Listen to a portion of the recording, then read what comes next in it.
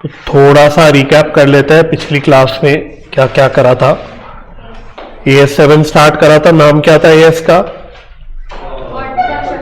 Construction contracts, yes correct. तो इसमें मैंने आपको जो मेन सबसे चीज सिखाई थी वो कि प्रॉफिट या लॉस जो भी हम लोग कैसे निकालते हैं कंस्ट्रक्शन कॉन्ट्रैक्ट्स में, ठीक है। तो ये एक बार मुझे रिकैप करा लो, इसमें क्या क्या चीजें आपने सीखे थी। सबसे पहले आपने देखा था कि भाई प्रॉफिट या लॉस ऑन कॉन्ट्रैक्ट कैसे निकलता है। तो उसके लिए टोटल कॉन्ट्रैक्ट का रेवेन्यू माइनस टोटल कॉन्ट्रैक्ट का कॉस्ट, जिसके ऊपर हमने सेपरेटली डिस्कशन करी थी, रेवेन्यू पे अलग से करी थी, कॉस्ट पे अलग से करी थी। तो दोनों के डिफरेंस को प्रॉफिट या लॉस बोलते हैं। लेकिन ये तो पूरे कॉन्ट्रैक्ट का हो गया प्रॉफिट या लॉस। बट प्रॉब्लम क्या होती है कि कंस्ट्रक्शन कॉन्ट्रैक्ट्स में कॉन्ट्रैक्ट 1 साल से ज्यादा का होता है। तो हमारे लिए दिक्कत होती है कि जब तक कॉन्ट्रैक्ट चल रहा है तो हर साल हम कितना प्रॉफिट रिकॉग्नाइज करें। उसके लिए जो मेथड लगता है, जो हमने सीखा था, वो था परसेंटेज कंप्लीशन मेथड, है ना। या तो परसेंटेज ऑफ कंप्लीशन भी बोल देते हैं, नहीं तो सिंपली परसेंटेज कंप्लीशन भी बोल देते हैं। इसमें हमें क्या करना होता है, सबसे पहले स्टेज ऑफ कंप्लीशन निकालना होता है, डिग्री ऑफ कंप्लीशन। ये कैसे निकलता है? अब ये निकालने के वैसे तो मैंने 3 अप्रोच बताए थे जो एएस आपको बोलता है, लेकिन हमारे लिए रेलिवेंट कौन सा है? कॉस्ट वाला, ठीक है। तो नाम ही कॉस्ट टू कॉस्ट है। इसमें हम लोग कॉस्ट को बेसिस ले लेते हैं कि कितनी कॉस्ट टोटल लगनी है, उसमें से कितनी कॉस्ट इनकर हो गई, उसके हिसाब से हम अंदाजा लगा लेते हैं कि कितना % काम कंप्लीट हो गया। तो फॉर्मूला क्या था? Cost till date divided by total estimated cost, और टोटल एस्टिमेटेड कॉस्ट में आ गया cost till date plus future estimated cost. तो डिपेंड करेगा हमारे पास क्या इंफॉर्मेशन है। अगर हमारे पास directly total estimated cost available है तो डिनोमिनेटर में वो ले लो, नहीं तो अगर अलग अलग कॉस्ट टिल डेट और फ्यूचर एस्टिमेटेड कॉस्ट हमें गिवन है तो वो ले लेंगे हम लोग अकॉर्डिंगली। तो डिग्री ऑफ कंप्लीशन आ जाएगा। अच्छा, इसके बाद प्रॉफिट कैसे निकलता है? जो कॉन्ट्रैक्ट प्राइस है, जिसको कॉन्ट्रैक्ट रेवेन्यू बोलते हैं, मल्टीप्लाइड बाय टोटल ऊपर जो आपने डिग्री ऑफ कंप्लीशन निकाला। But with the help of example इसमें आपने क्या सीखा था कि ये सब टिल डेट निकलता है। याद आ रहा है? टिल डेट निकलता है। पहले साल नहीं दिक्कत आती, दूसरे साल से दिक्कत आनी शुरू हो जाती है, क्योंकि ये सब कैलकुलेशन टिल डेट होती है, राइट। तो टिल डेट हमें डिग्री ऑफ कंप्लीशन पता लगा, उसके हिसाब से हमने रेवेन्यू निकाल लिया। इसी तरह से कॉस्ट टिल डेट हमने वो माइनस कर दिया, तो हमें प्रॉफिट पता लगता है। अगेन ये भी टिल डेट पता लगता है। फिर इंपॉर्टेंट चीज होती है, बिकॉज ये टिल डेट है इसलिए इसमें से हमें लास्ट में क्या माइनस करना पड़ता है कि इसमें से कितना प्रॉफिट आपने प्रीवियस ईयर्स में रिकॉग्नाइज कर लिया। तो हमें करेंट ईयर का प्रॉफिट पता लग जाता है कि हमें कितना रिकॉर्ड करना है। याद आ गया? बाकी एक पॉइंट था कि भाई कभी क्वेश्चन में आपको दिखेगा ये चीज कि अगर cost till date directly given नहीं है तो आपको अलग अलग से दी होगी, cost of work certified and cost of work uncertified. तो कोई दिक्कत नहीं है, दोनों अलग गिवन है तो दोनों को जोड़ देना, तो आपको कॉस्ट टिल डेट पता लग जाएगी, ठीक है। बाकी एग्जाम्पल एक बार आई होप आपने एक बार रिवाइज कराओ, जिसमें मैंने आपको सारी कैलकुलेशन लॉजिकली दोनों अप्रोच से इंक्लूडिंग की पीएनएल में कैसे हम लोग दिखाते हैं चीजें, सब कुछ आपको करवाया था। तो याद आ गया एक बार? ठीक है। तो अभी हम एक स्टार्ट करना है एक बेसिक लेवल के क्वेश्चन से। कुछ नहीं है, समझ लेना कि एक तरह से रिवीजन क्वेश्चन है। तो अभी तक की जो बात है वो एक बार रिकैप हो जाएगी। एक हाथ दो छोटी मोटी चीज हो सकता है नहीं दिखे, बट वो भी कोई दिक्कत नहीं है, वो भी मैं इसी में आपको दिखा दूंगा। तो we are starting with illustration 3, ठीक है ना। अगर है बुक तो वेल एंड गुड, नहीं तो यहां से देख सकते हो आप क्वेश्चन। चलो, अच्छा एक डाउट आ रहा है, लास्ट एग्जाम्पल में कॉन्ट्रैक्ट रेवेन्यू तो 50 लाख था, पर पीएनएल में 21,50,000 क्यों लिखे हैं? तो मतलब वही है, मेरी बात आपने इसका मतलब सुनी नहीं। तो मैंने आपको जो बताया था खुशी, वो ये बताया था कि जो कैलकुलेशन है वो तो हमारी टिल डेट होती है, ठीक है खुशी। उसमें से हमें देखना होता है कि करंट ईयर में आपने कितना रेवेन्यू और कमाया। तो आप लास्ट एग्जाम्पल में आई बिलीव लास्ट ईयर की बात कर रहे हो, या आई डोंट नो कौन सी ईयर की, आप शायद से लास्ट ईयर की बात कर रहे हो। तो खुशी का कहना है सर टोटल रेवेन्यू तो 50 लाख था, टोटल रेवेन्यू तो 50 लाख था, ये वाला। तो आपने खाली 12 लाख क्यों लिया, ये सवाल आ रहा है। तो इसलिए लिया खुशी क्योंकि 12 लाख करंट ईयर का रेवेन्यू है, करंट ईयर का रेवेन्यू है, रिमेनिंग हम लास्ट ईयर्स में रिकॉर्ड कर चुके हैं। ठीक है, तो आप एक ही रेवेन्यू बार बार नहीं रिकॉर्ड कर सकते ना। अगर आपने जो सेल्स जो रेवेन्यू लास्ट ईयर में रिकॉर्ड कर दी खुशी, तो वो आप नहीं रिकॉर्ड कर सकते दोबारा। बचपन से आप बनाते हो फाइनल अकाउंट्स, तो फाइनल अकाउंट्स में आप बचपन से सेल्स लेते थे तो करंट ईयर की सेल्स लेते थे, ये थोड़ी लेते थे कि लास्ट ईयर में कितनी सेल हो गई। तो करंट ईयर की रेवेन्यू हमें सिर्फ हर साल दिखानी है पीएनएल में। ठीक है खुशी चलो आओ बाकी आओ, इसमें क्वेश्चन जो मुझे कराना था आपको इलस्ट्रेशन 3 तो पढ़ो क्या कहता है। ये कह रहा है x limited commenced a construction contract on 1 अप्रैल 2021 पढ़ना है ना। हमारे स्टडी मैट में x1 होता है, बट हम 2021 पढ़ेंगे। The fixed contract price agreed was ₹2 lakh, तो टोटल कॉन्ट्रैक्ट प्राइस होगी 2 लाख, ये रेवेन्यू हो गया। Company incurred ₹81,000 in 2021-22 for 45% work. तो अच्छी बात यह है, इसलिए मैं बोल भी रहा था कि बहुत बेसिक लेवल का है, क्योंकि इस क्वेश्चन ने आपको डिग्री ऑफ कंप्लीशन खुद ही बता दिया। तो पहले साल में कह रहा है कि 45% वर्क कंप्लीट हो गया है और उसके लिए कितनी कॉस्ट इनकर हुई 81,000। तो आपने सारी चीजें अभी तक रिकॉग्नाइज करी कि क्या क्या है। 2 लाख कॉन्ट्रैक्ट प्राइस है, 81,000 पहले साल का कॉस्ट टिल डेट है।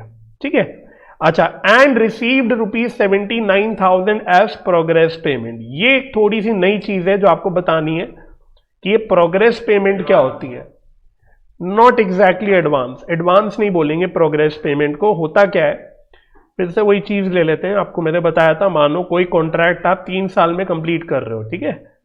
तो होता क्या है कि आप हर साल थोड़ा थोड़ा काम कंप्लीट करते हो। मैंने जैसे बोला था, पहले साल मानो 30% कर लिया, दूसरे साल मैंने 40% कर लिया, तीसरे साल मैंने 30% कर लिया। अब काम तो पूरा 3 साल बाद खत्म होगा यहां पे। तो अब मैं काम करे जा रहा हूं। क्या मैं बस काम करते रहूं पागलों की तरह और कस्टमर से कुछ पैसा ना लूं? कैसा होता है कि 3 साल तक मैं लगा हुआ हूं, काम भी कर रहा हूं, जेब से खर्चे भी करे जा रहा हूं, और कस्टमर मजे से बैठा हुआ आराम से कि मेरा काम हो रहा है। तो क्या मैं कस्टमर से थोड़ा थोड़ा पैसा नहीं लूंगा? भाई आप भी प्रैक्टिकली अगर कभी, मतलब क्या होता है कि हम प्रैक्टिकली किसी कॉन्ट्रैक्टर से कुछ काम कराते हैं, लंबा काम करा रहे हैं 2-3 साल का, तो ऐसा नहीं होता कि कॉन्ट्रैक्टर आंख बंद करके काम करता रहेगा। वो बीच बीच में कहेगा कि भाई जितना काम हो गया उसकी पेमेंट तो कर दो। सही है, समझ में आ रही मेरी बात? तो होता क्या है कि जितना जितना काम हो गया, मान लो फर्स्ट ईयर में 30% काम हो गया, तो कॉन्ट्रैक्टर के पॉइंट ऑफ व्यू से सोचो, भाई वो क्या बोलेगा, यार जितना काम हो गया उसकी पेमेंट तो दो, उसका पैसा दो, नहीं तो मेरे पास पैसा खत्म हो जाएगा, मैं खर्चे कहां से करूंगा। समझ आ गया? तो यही जो पेमेंट मांगी जाती है ना कस्टमर से कि जितना काम हो गया है उसकी पेमेंट करो, उसी को बोला जाता है प्रोग्रेस पेमेंट। देखो नाम से क्लियर हो रहा है, प्रोग्रेस पेमेंट, कि काम का जितना प्रोग्रेस हो गया उतनी आप अकॉर्डिंगली पेमेंट करते रहो। पहले इतनी बात समझ में आ गई? अब ये बात समझ में आ गई तो मैं एक चीज और बताता हूं। मानो कॉन्ट्रैक्ट प्राइस था पूरा 10 लाख रुपए का। 2 मिनट क्वेश्चन पे वापस आएंगे, पहले इस पे फोकस करना। मान लो 10 लाख का टोटल कॉन्ट्रैक्ट प्राइस था, पहले साल मैंने बोला काम कितना कंप्लीट हो गया 30%। तो मुझे बताओ लॉजिकली मेरे को कितना पैसा मांगना चाहिए कस्टमर से? कैसी बातें कर रहे हो? मैं कह रहा हूं टोटल कॉन्ट्रैक्ट प्राइस 10 लाख रुपए है, उसमें से 30% काम हो गया है, तो कितना मांगना चाहिए? 3 लाख ना। यही तो आप रेवेन्यू भी रिकॉग्नाइज ऐसे करते हो कि रेवेन्यू को डिग्री ऑफ कंप्लीशन से मल्टीप्लाई करते हो, कितना रेवेन्यू आपने कमा लिया। तो लॉजिकली मुझे कस्टमर से कितने पैसे मांग लेने चाहिए? 3 लाख। ठीक है, लेकिन अब होता क्या है, क्या कस्टमर पूरे 3 लाख रुपए देता है हमको? नहीं देता। वो कहता है कि यार इसमें से ना, मानो 3 लाख में से मैं ऐसे ही बोल रहा हूं, मैं 20,000 रुपए आपको अभी नहीं दूंगा, 20,000 रुपए आपसे मैं होल्ड करके रखूंगा, तो रिमेनिंग मैं आपको 2,80,000 अभी दे दूंगा, 20,000 अभी मैं अपने पास होल्ड करके रखूंगा। समझ आया? तो ये जो 20,000 रुपए होल्ड करके रखे जाते हैं ना, इसको एक और टर्म दिया जाता है, वो आगे सारी चीज आएंगी, इसको रिटेंशन मनी बोलते हैं। तो लॉजिकली इसलिए रिटेंशन मनी रखी जाती है कि भाई कस्टमर कहता है यार आपने काम तो कर दिया, लेकिन अभी मुझे पता नहीं ना आपकी काम की क्वालिटी कैसी है। मानो आपने दीवार में पेंट वेंट करा दिया, लेकिन 2, 4, 5, 6 महीने में पता लगा मैंने पैसे तो दे दिए, लेकिन जो काम करा है उसमें खराबी आ रही है, दीवारी में से पपड़ियां निकलनी शुरू हो गई, अभी ऑलरेडी काम हुआ ही नहीं, 6 महीने हुए नहीं कि पपड़ियां निकल रही हैं। तो इसलिए कस्टमर क्या करता है, कुछ पैसा होल्ड करके रखता है, ताकि अगर कल को मतलब एक कॉन्ट्रैक्टर के ऊपर प्रेशर रहेगा कि कल को कुछ काम उसका खराब हुआ तो उसकी जिम्मेदारी होगी कि उसको वो काम वापस से ठीक करके देना पड़ेगा। मेरी बात समझ आ गई? तो उसको बोलते हैं हम लोग रिटेंशन मनी। क्लियर हो गया? अब ये सब मैं कहानी क्यों बता रहा हूं, अब आप क्वेश्चन पे वापस आओ, अब पढ़ो जरा। क्या बोल रहा था क्वेश्चन की पहले साल में कितने % काम कंप्लीट हो गया? 45%। कॉन्ट्रैक्ट प्राइस कितना था? 2 लाख। तो मुझे वैसे बताओ अगर 2 लाख में से 45% काम हो गया तो वैसे पेमेंट कितनी आ जानी चाहिए थी? 90,000। लेकिन कस्टमर ने पेमेंट कितनी करी पहले साल में? 79,000। काम तो 90,000 का हो गया था लेकिन पेमेंट कितनी आई? 79,000। तो कम आई पेमेंट, कितनी कम आई? 11,000। तो इस 11,000 को टेक्निकली क्या बोलेंगे? Retention money. ठीक है, समझ आ गया? तो ऐसा नहीं कि कस्टमर कभी देगा नहीं, कल को दे देगा, 2 साल 3 साल बाद जो भी है वो दे देगा, लेकिन वो तुरंत नहीं देता, कुछ पैसा वो अपने पास दबा के रखता है। बात क्लियर हो गई? पॉइंट समझ में आ गया?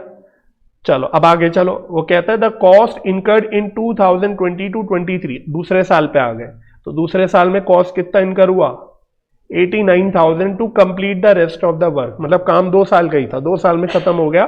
तो 89,000 का काम मतलब कॉस्ट और इनकर हुआ सेकेंड ईयर में, और काम कंप्लीट हो गया। आपसे वो कह रहे हैं P&L का एक्सट्रैक्ट बना के दिखाओ। तो ये तो एक्चुअली इतना पार्ट तो लास्ट क्लास के एग्जाम्पल जितना है, मैंने आपको ऑलरेडी सिखा दिया था। और साथ में कस्टमर का अकाउंट भी बनाने बोल रहा है। तो कस्टमर का अकाउंट कुछ नहीं है, बचपन में डेटर अकाउंट बनाते थे, बस वही है ये। दिस इज ओनली, मतलब कस्टमर मीन्स वो हमारे लिए वो क्या है? डेटर है। क्लियर हो रहा है? तो कर सकते हो क्या? चलो जी करो मेरे साथ साथ क्वेश्चन। चलो ठीक है करो। आओ इलस्ट्रेशन नंबर 3। हाँ, तो सबसे पहले मुझे बताओ ईयर पहला कौन सा था? 2021-22 है ना, ये हमारा ईयर 1 है। तो अच्छी बात क्या है, क्वेश्चन ने अच्छा काम क्या करके दिया है? डिग्री ऑफ कंप्लीशन ऑलरेडी निकाल के दे दिया, आपको दिमाग नहीं मारना। वो कितना है? 45%। सही है। तो मेरे को बस जैसे लास्ट में प्रॉफिट निकाल के बताया था वैसे निकाल के बता सकते हो। कैसे निकालोगे? मैंने बोला था पहले कॉन्ट्रैक्ट रेवेन्यू कितना रिकॉग्नाइज करना है वो निकालो। उसके लिए अगेन वही टोटल कॉन्ट्रैक्ट प्राइस कितनी है? 2 लाख मल्टीप्लाइड बाय 45%। तो ये कितना हो गया? 90,000। ये पहले भी निकाला था। इसमें से क्या माइनस करना होता है? Cost till date. Cost till date. तो फर्स्ट ईयर पे फोकस करो, फर्स्ट ईयर में कितनी कॉस्ट इनकर हुई है? 81,000। तो पहले साल का प्रॉफिट कितना आ गया? 9,000 आ गया। एक बात हो गई कंप्लीट। तो इतनी बात के लिए क्या आप प्रॉफिट एंड लॉस अकाउंट बना के दिखा सकते हो? ठीक है। और ऑनलाइन में खुशी का जो डाउट आया था, खुशी ध्यान से देखना, अभी आपका डाउट अगर पहले क्लियर नहीं हुआ था तो अब क्लियर होने वाला है। ठीक है, इस क्वेश्चन से अच्छे से क्लियर हो जाएगा क्योंकि 2 साल का ही क्वेश्चन है। तो हम पहले साल का बना रहे हैं, 2021-22 था शायद, जो भी था ईयर 1 का। तो कैसे बनाओगे बताओ? यहां पे क्या बोला था? करेंट ईयर का कॉन्ट्रैक्ट रेवेन्यू, तो वो तो सब ऊपर से देखते हुए चलो 90,000 है। इधर क्या आएगा? Contract cost simply means expense. तो करेंट ईयर की कॉस्ट कितनी है? 81,000। तो प्रॉफिट कितना आ गया? 9,000। तो P&L अकाउंट का एक्सट्रैक्ट हमारा बन गया छोटा सा।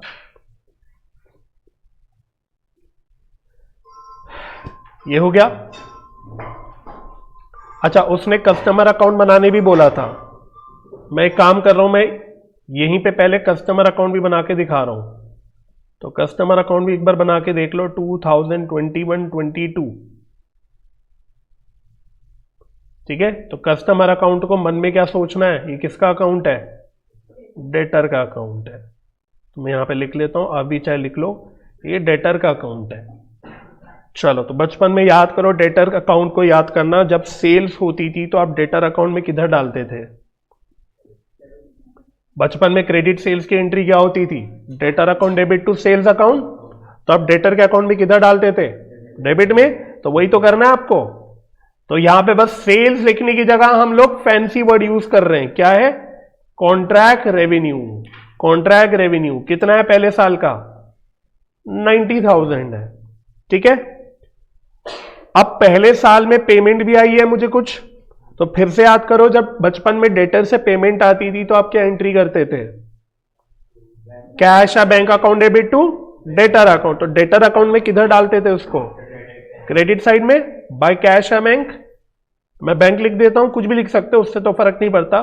कितनी पेमेंट करी है कस्टमर ने हमें? 79। तो फिर क्या होता था? आप क्लोज करते थे कस्टमर का अकाउंट या जो भी है, सॉरी, डेटर का अकाउंट, और क्लोज करके क्या लिखते थे? Balance carried down. तो कितना बैलेंस कैरेट डाउन हो गया? 11,000। तो और ये 11,000 रुपए क्या है? बेसिकली मैंने जो आपको भी बताया था, तो आप यहां पे मेंशन कर लो, ये 11,000 रुपए जो है वो है रिटेंशन मनी। लिख लो ये चीज आप यहीं पे, ये है रिटेंशन मनी। और ये जो 79,000 की पेमेंट आई, इसको क्या बोलते हैं हम लोग? Progress payment. क्या बोलते हैं? Progress payment. तो ऐसे करके आप ये चीज लिख लो, जब भी रिवाइज करोगे क्वेश्चन तो याद आ जाएगा कि ओके, ये प्रोग्रेस पेमेंट होती थी, ये रिटेंशन मनी होता था। तो फर्स्ट ईयर का काम डन, कंप्लीट हो गया। चलो सेकेंड ईयर में जाएं। अब सेकेंड ईयर में आओ, 2022-23 जो भी है। तो अब मुझे बताओ, ये ईयर 2 है, 2022-23 में मेरा डिग्री ऑफ कंप्लीशन क्या होगा? वो ये याद करते हो कि मैं आपको जो मैंने सिखाया वो टिल डेट सिखाया है। तो अगर मैं टिल डेट पूछूं तो कितना होगा? 100%। ठीक है। और इसमें से हाँ, आप ये लिख सकते हो कि इसमें से करंट ईयर में कितना कंप्लीट करा आपने? लास्ट ईयर में 45 करा था, तो रिमेनिंग 55% बचा था। तो उसमें से करंट ईयर में आपने कितना काम कंप्लीट करा? 55%। तो ये पहले लिख लो, क्योंकि मैं चाह रहा हूं, मैंने आपको लास्ट क्लास में जैसे प्रॉफिट कैलकुलेशन सिखाई, मैं उसी को फॉलो करूं। क्लियर हो रहा है? ओके हो गया? ओके। फिर आगे का काम तो वही कॉन्ट्रैक्ट रेवेन्यू। कॉन्ट्रैक्ट रेवेन्यू, चलो जी। तो कॉन्ट्रैक्ट रेवेन्यू कितना आएगा? तो वही 2 लाख का कितना परसेंट? 2 लाख का कितना? मैंने जो सिखाया आपको, मैंने तो 100% के हिसाब से सिखाया है, तो पूरा ही 2 लाख हो गया। मैंने जो आपको सिखाया, मैंने क्या सिखाया आपको? डिग्री ऑफ कंप्लीशन ऐसे निकालो, जो हमारा निकलता है वो टिल डेट निकलता है, और उसी से आप मल्टीप्लाई करो कॉन्ट्रैक्ट रेवेन्यू को, तो उसके अकॉर्डिंग आपका रेवेन्यू आ जाता है। मैंने तो यही सिखाया, राइट? अच्छा, इसमें फिर क्या माइनस करना है? Cost till date. अब ध्यान से करना, कॉस्ट टिल डेट कितनी है? चलो, कॉस्ट टिल डेट का मतलब क्या हो गया? अगेन कि पिछले साल और इस साल में मिला के अभी तक कितनी कॉस्ट इनकर कर ली। तो लास्ट ईयर में कितनी कॉस्ट इनकर करी थी? 81,000। और करंट ईयर में कितनी करी है? दिख गया सबको? ये रहा 81,000 जो लास्ट ईयर में हमने लिया था, और इस साल हमने और कितनी कॉस्ट इनकर करी है? 89। चलो, तो कॉस्ट टिल डेट मेरी हो गई 81 प्लस 89। चलो, तो कॉस्ट टिल डेट हो गई मेरी कितनी? 1,70,000। तो प्रॉफिट कितना आ गया? 30,000। इस प्रॉफिट को क्या बोल दूं? ये भी profit till date. Till date में समझ में आ गया? सब कुछ ईयर 1 और ईयर 2 मिला के है, कंसोलिडेटेड फिगर है एक तरह से। अब इसमें से माइनस करोगे क्या? प्रॉफिट जो आपने प्रीवियस ईयर में ऑलरेडी इसमें से रिकॉग्नाइज कर लिया। तो profit recognised in previous year या टिल प्रीवियस ईयर, कुछ भी बोल लो, उसमें से तो हमने कितना प्रॉफिट रिकॉग्नाइज कर लिया था? ये रहा 9,000। तो करंट ईयर का प्रॉफिट कितना हो गया?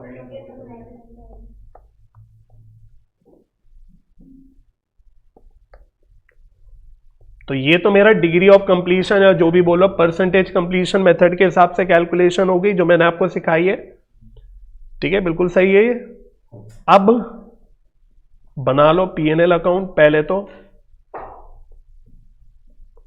ईयर 2 का यानी 2022-23 का ये कैसे रिकॉग्नाइज करोगे या कैसे बनाओगे? अब खुशी का डाउट देखो यहीं पे आया था ऑनलाइन में जो एक आया था।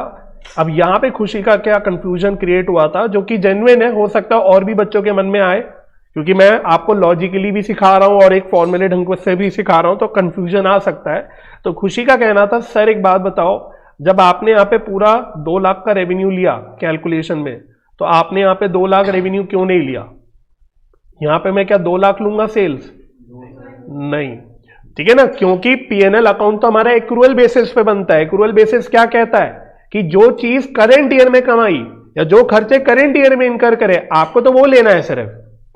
ठीक है, 2 लाख लूंगा तो प्रॉब्लम क्या है, 2 लाख में से कुछ रेवेन्यू तो मैं पिछले साल ऑलरेडी रिकॉग्नाइज कर चुका ना 90,000 की। तो अगर मैं यहां पे 2 लाख ले लूंगा तो पूरा ही गलत हो गया। क्लियर हो गया? तो यहां पे तो आपको सिर्फ करंट ईयर का लेना है। चलो तो यहां पे कितना लोगे? 2 लाख नहीं लेंगे। अब 2 लाख में से क्या करोगे? या तो 90,000 हटा दो, या तो जो आपने बोला था कि सर करंट ईयर में और कितने प्रतिशत काम हुआ है, 55% हुआ है, तो आप उस हिसाब से ले लो। तो करंट ईयर में तो मैंने 2 लाख का 55% कमाया है।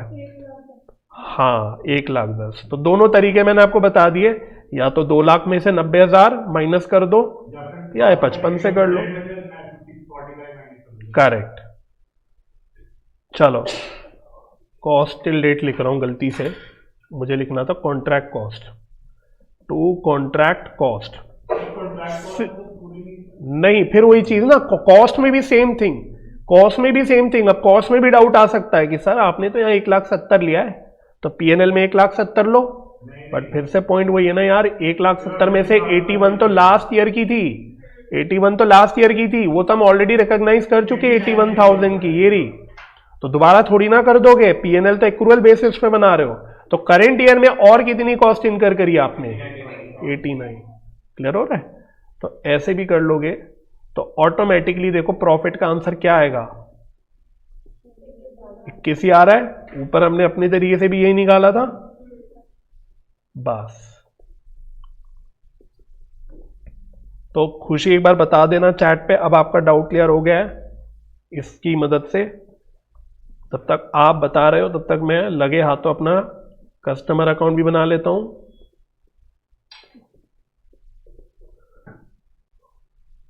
चलो तो कौन बताएगा कस्टमर अकाउंट शुरुआत कैसे करूंगा इसकी? वेरी गुड, बहुत बढ़िया। ठीक है, तो जो पिछले साल का बैलेंस कैरेड डाउन था, सिंपली स्पीकिंग जो रिटेंशन मनी थी वो आप 11,000 की लेके आओगे, 11 ही थी ना?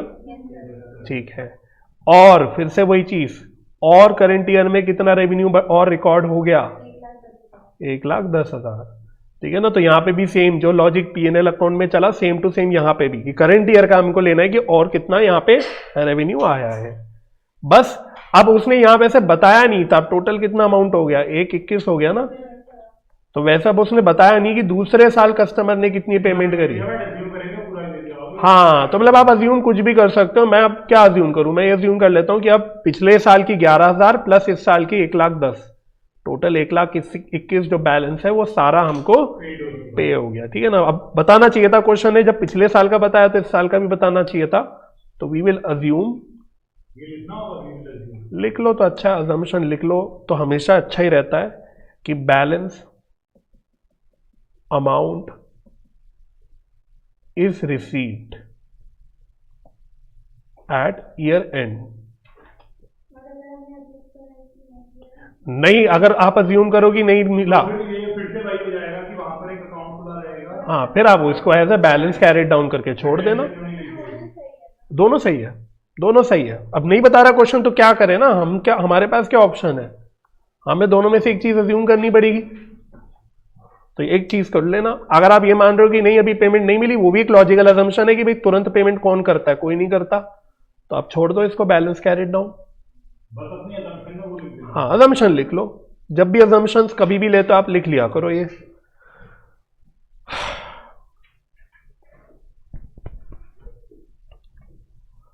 चलो ओके, तो खुशी का भी जवाब आ गया, क्लियर हो गया, तो हम आगे चल सकते हैं। कंप्लीट हो गया ये।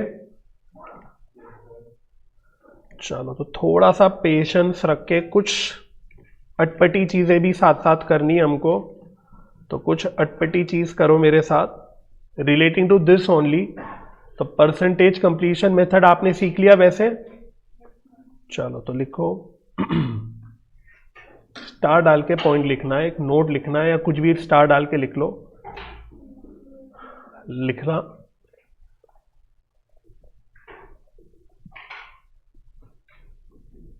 चलो हल्की सी थ्योरेटिकल चीजें लिख रहा हूं क्योंकि साथ साथ थ्योरेटिकल चीजें भी हमें करनी है। हाँ मतलब कंटिन्यूएशन में लिखो, relating to that only, continuity है। मतलब मैं अगर ये चीज भी लास्ट क्लास में बता देता तो आप लोग हिल जाते, थोड़ा ओवर हो जाता, तो मैंने अभी के लिए छोड़ा हुआ है। अब परसेंटेज कंप्लीशन मेथड अच्छे से डाइजेस्ट हो गया ना? चलो तो बस अब आगे लिखो। अब एज पर AS7 समझ में आ जाएगा क्या लिख रहे हैं हम लोग। एज पर AS7 पीसीएम क्या होता है? Physics chemistry maths, percentage completion method, ठीक है ना? तो PCM should not be used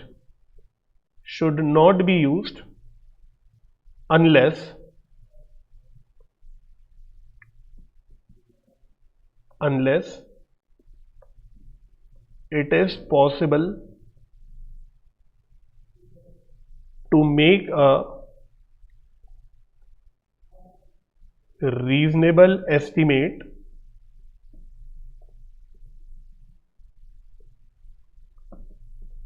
of the final outcome of the contract। ठीक है ना? तो इसमें काम करना, final outcome of the contract को अच्छे से अंडरलाइन कर लेना, कीवर्ड्स है। As per AS7 percentage completion method that is PCM should not be used unless it is possible to make a reasonable estimate of the final outcome of the contract. ठीक है, अभी इसको भी define करा है AS7 ने, but क्या है कि AS7 कह रहा है कि PCM जो अभी आपने सीखा लगाना, ये आपको तभी यूज करना है अगर आप कॉन्ट्रैक्ट के फाइनल आउटकम को रीजनेबली एस्टिमेट कर सकते हो। फाइनल आउटकम मतलब समझते हो कि फाइनली कॉन्ट्रैक्ट खत्म होगा कि नहीं होगा, कितना कॉस्ट आएगा, क्या होगा। अगर आप रीजनेबली एस्टिमेट कर सकते हो तो ही आपको परसेंटेज कंप्लीशन मेथड लगाना है। तो दो बातें, अब दो बातें आएंगी कि सर फाइनल आउटकम का मतलब क्या है, ये भी AS7 ने बताया।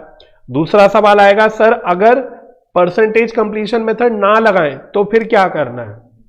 अगर फाइनल आउटकम नहीं हम एस्टिमेट कर सकते तो परसेंटेज कंप्लीशन मेथड नहीं लगाना, ये तो क्लियर हो गया। तो उसकी जगह क्या काम करना है? तो दो चीजें हो गई, तो दोनों बातों का आपको जवाब मिलेगा धीरे धीरे। तो पहला कि फाइनल आउटकम का मतलब क्या होता है, तो बस इसलिए दूसरा स्टार डाल के लिखो।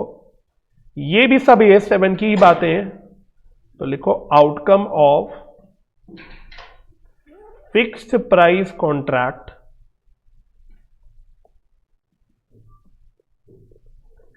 Can be estimated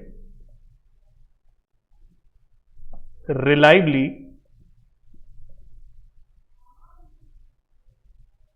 when all the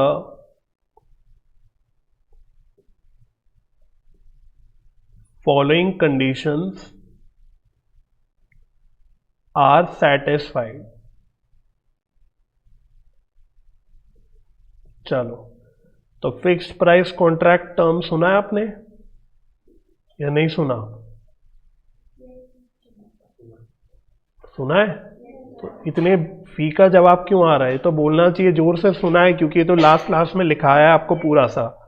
एक फिक्स्ड प्राइस कॉन्ट्रैक्ट होता था, दूसरा क्या होता था बताओ? Cost plus contract. ठीक है, तो पहले फिक्स्ड प्राइस कॉन्ट्रैक्ट में AS ने बताया कि कब आप मानोगे कि फाइनल आउटकम एस्टिमेट किया जा सकता है, उसके लिए उसने कुछ कंडीशंस बता रखी हैं। तो बहुत सिंपल वे में बता रहा हूं, अगर अभी जो मैं कंडीशंस बोलने वाला हूं, लिखवाने वाला हूं, अगर वो सारी कंडीशंस, ऑल बोला है, ऑल का मतलब क्या होता है? सारी कंडीशंस अगर फुलफिल हो रही है तो ही आप AS7 का PCM मेथड लगा सकते हो। अब क्लियर हो गया सिंपल वे में क्या बोल रहे हैं हम लोग? अब वो कंडीशंस क्या क्या है लिख लो, थोड़ा सा थ्योरेटिकल है लेकिन अब है, करवाना तो सब है ना, आपके सिलेबस का पार्ट है, तो इसलिए मुझे सब कराना है। तो फर्स्ट लिखो फर्स्ट कंडीशन, और बहुत ऐसी कोई टेक्निकल कंडीशन नहीं है, समझ में आ जाएगी एक बार में, आप रीड करोगे खुद ही समझ आ जाएगी, बहुत ही बेसिक लेवल की कंडीशन है। Total contract revenue can be measured reliably, पहली कंडीशन कि कॉन्ट्रैक्ट रेवेन्यू को आप रिलायबली मेजर कर सकते हो। कुछ समझाने को है इसमें, समझ में आ गया। दूसरा लिखो इट इज पॉसिबल, नहीं लिखना चाहिए, प्रोबेबल लिखना चाहिए, थोड़ा सा सही कर दो इसको, it is probable, it is probable that, अब पुराने बच्चों को ये टर्म सुना सुना लगेगा शायद, future economic benefit, it is probable that future economic benefits associated with the contract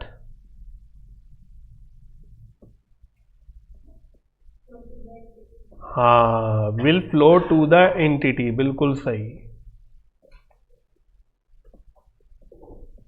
तो ये चीजें मैंने थोड़ी सी लर्न करवा दी थी पुराने बच्चों को, ऑफकोर्स नए बच्चों को भी करवाऊंगा, ठीक है।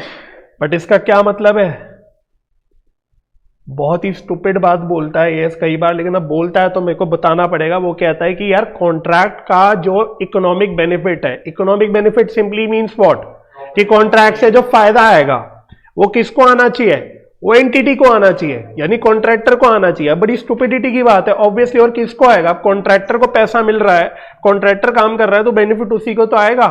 लेकिन अब ये बोलता है तो मैं क्या बोलूं, अब बोल रहा हूं, मैं भी बोल रहा हूं इसलिए। बट क्लियर हो गया, इट मीन्स व्हाट, कि जो एंटिटी है जो AS7 लगा रही है उसका कॉन्ट्रैक्ट का फ्यूचर बेनिफिट जो है वो किसको आना चाहिए, वो पूरा किसको रिसीव होना चाहिए, एंटिटी को, मतलब सिंपली स्पीकिंग कॉन्ट्रैक्टर को, ठीक है। थर्ड लिखो, third contract cost, contract cost to complete the contract and stage of completion, stage of completion, stage of completion मतलब वही डिग्री ऑफ कंप्लीशन जो आप निकाल रहे हो, कैन बी मेजर्ड रिलायबली। ये एक बहुत इंपॉर्टेंट कंडीशन है, ये एक बहुत इंपॉर्टेंट कंडीशन है, स्पेसिफिकली ये वाला part, cost to complete the contract. तो अगर आपको लास्ट क्लास का एग्जांपल याद हो, हम डिग्री ऑफ कंप्लीशन लेने के लिए फ्यूचर एस्टिमेटेड कॉस्ट लेते, तो मेरे को बताओ अगर वो फ्यूचर एस्टिमेटेड कॉस्ट आप रिलायबली मेजर ही नहीं कर सकते तो कभी डिग्री ऑफ कंप्लीशन निकाल पाओगे क्या, नहीं, उसके बिना तो वो भी नहीं निकल पाएगी। और अगर डिग्री ऑफ कंप्लीशन नहीं निकल पाएगी तो क्या परसेंटेज कंप्लीशन मेथड लगा सकते हो, नहीं लगा सकते। तो this is a very important condition कि एएस बोल रहा है कि जो फ्यूचर एस्टिमेटेड कॉस्ट है जिसके बलबूते पे आप डिग्री ऑफ कंप्लीशन निकाल रहे हो, वो देख लेना भाई, वो रिलायबली मेजर होना चाहिए। अगर वो फालतू के तुक्के लगा रहे हो तो फिर ये कंडीशन पिट जाएगी। समझ में आ गई मेरी बात। और ऐसी फोर्थ लिख लो, फोर्थ इसमें लिखो कॉन्ट्रैक्ट कॉस्ट, ये भी मतलब कॉस्ट से रिलेटेड ही है point, contract cost attributable to contract can be clearly identified and measured reliably। थोड़ा सा सिमिलर पॉइंट है क्योंकि वो कॉस्ट से रिलेटेड ही है पॉइंट। ये लास्ट है, fourth condition is the last condition, but यहां पे वो क्या कह रहा है फोर्थ कंडीशन में,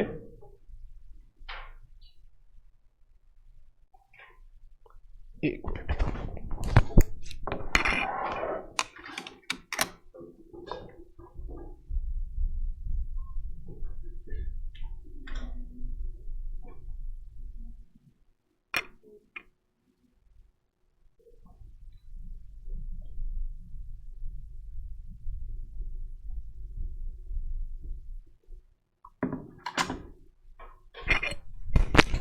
चलो, तो फोर्थ पॉइंट पे वो क्या कह रहा है कि जो भी कॉस्ट कॉन्ट्रैक्ट से रिलेटेड है वो आप क्लियरली उससे आइडेंटिफाई कर सकते हो। मतलब कि कॉन्ट्रैक्ट पे क्या क्या कॉस्ट होंगे, कितने कितने कॉस्ट होंगे, वो क्लियरली रिलायबली आपको पता होना चाहिए, क्योंकि ये पॉइंट अगेन कॉस्ट से रिलेटेड है। अगर आप देखोगे दोनों भी पॉइंट्स कॉस्ट से रिलेटेड है, क्योंकि हम अपने परसेंटेज कंप्लीशन मेथड में कहीं ना कहीं कॉस्ट पे बहुत ज्यादा डिपेंडेंट होते हैं।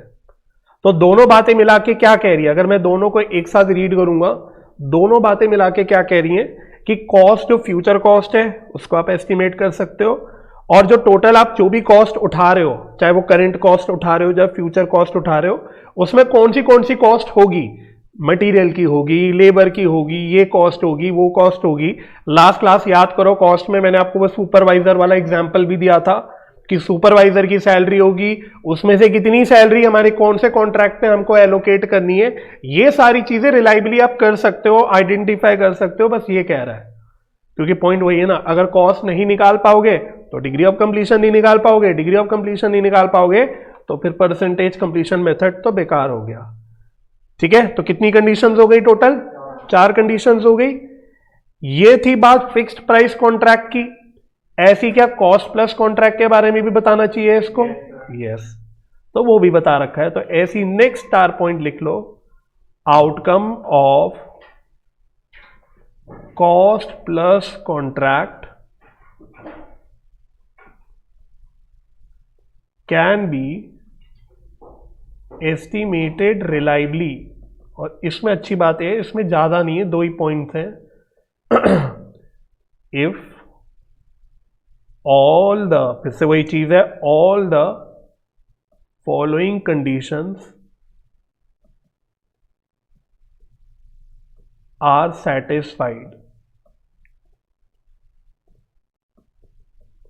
Again focus on this, all the following means कि जितनी भी कंडीशन नीचे लिखूंगा, हालांकि 2 ही लिखने वाला हूं, वो सारी की सारी फुलफिल होनी चाहिए।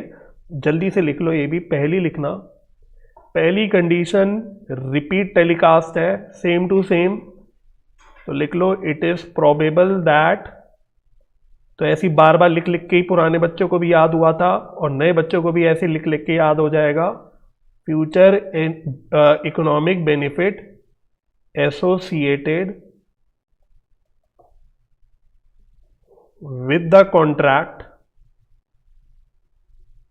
आगे क्या था बताओ, will flow to the entity।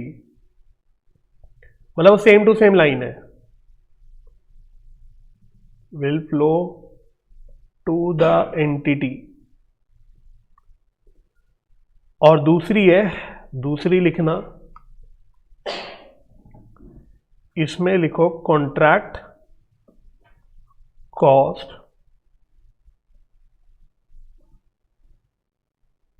Attributable to the contract, comma,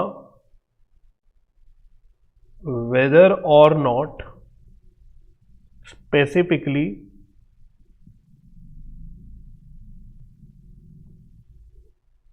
reimbursed, again comma, can be identified and measured reliably।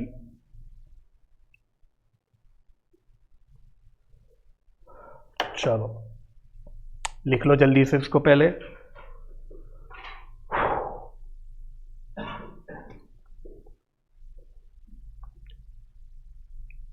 तो किसी को लिखने के बाद मुझे बताना, किसी को कॉस्ट प्लस कॉन्ट्रैक्ट याद है क्या होता था, कैसे इसमें बातें करते थे? प्राइस फिक्स नहीं होती थी, हम बोलते थे यार जो भी कॉस्ट है, मानो 1 लाख की कॉस्ट आएगी कॉन्ट्रैक्ट की, लिखना नहीं है, मैं ऐसे लिख रहा हूं।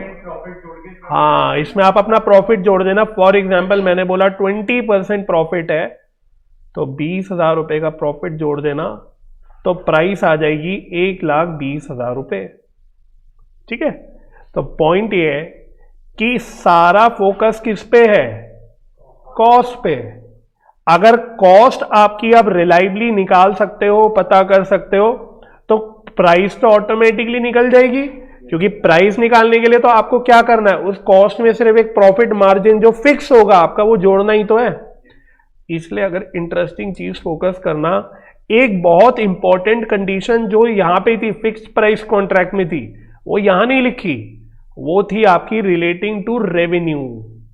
रेवेन्यू वाला पॉइंट अगर आप देखोगे, जैसे हमने यहां पे रेवेन्यू सबसे पहले बोला था कि revenue can be measured reliably, लेकिन रेवेन्यू से रिलेटेड पॉइंट यहां नहीं लिखा। क्यों नहीं लिखा?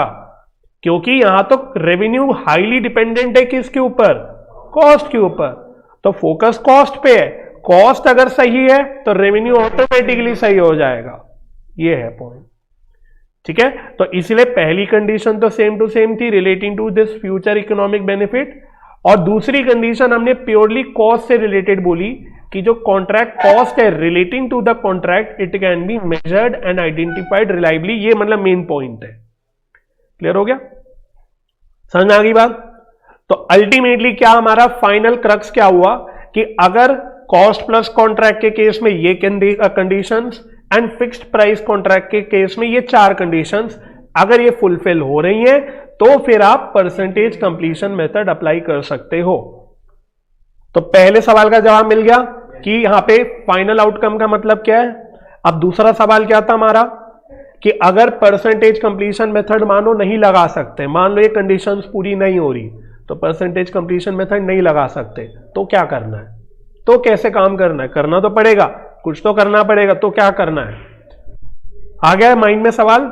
तो थोड़ी देर के लिए ये सवाल को आप सस्पेंस में छोड़ देना, इसका जवाब भी मिलेगा आपको थोड़ी देर बाद मिलेगा, ठीक है। इसकी डिस्कशन थोड़ी देर बाद करेंगे। उससे पहले मुझे आपको पहले कुछ एक नई चीज और करानी है जो कि बहुत इंपॉर्टेंट है। तो अब नेक्स्ट हेडिंग डालो,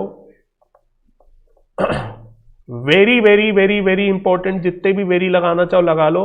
ये सबसे फेवरेट कॉन्सेप्ट है आईसीआई का, मोस्ट नंबर ऑफ क्वेश्चंस यहां से दिखते हैं हमको, तो इस पे आप वेरी वेरी वेरी इंपॉर्टेंट लगा लो। Provision for future expected losses, very very very important, but at the same time very very very easy also. Exam में आ जाए इससे क्वेश्चन तो समझ जाना भगवान का आशीर्वाद है, क्योंकि इतना आसान है। चलो तो हेडिंग डालो इस पे और लिखो पहले लिख लेना, whenever total contract cost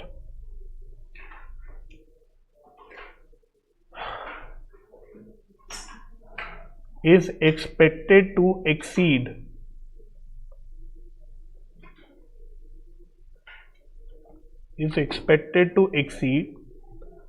the total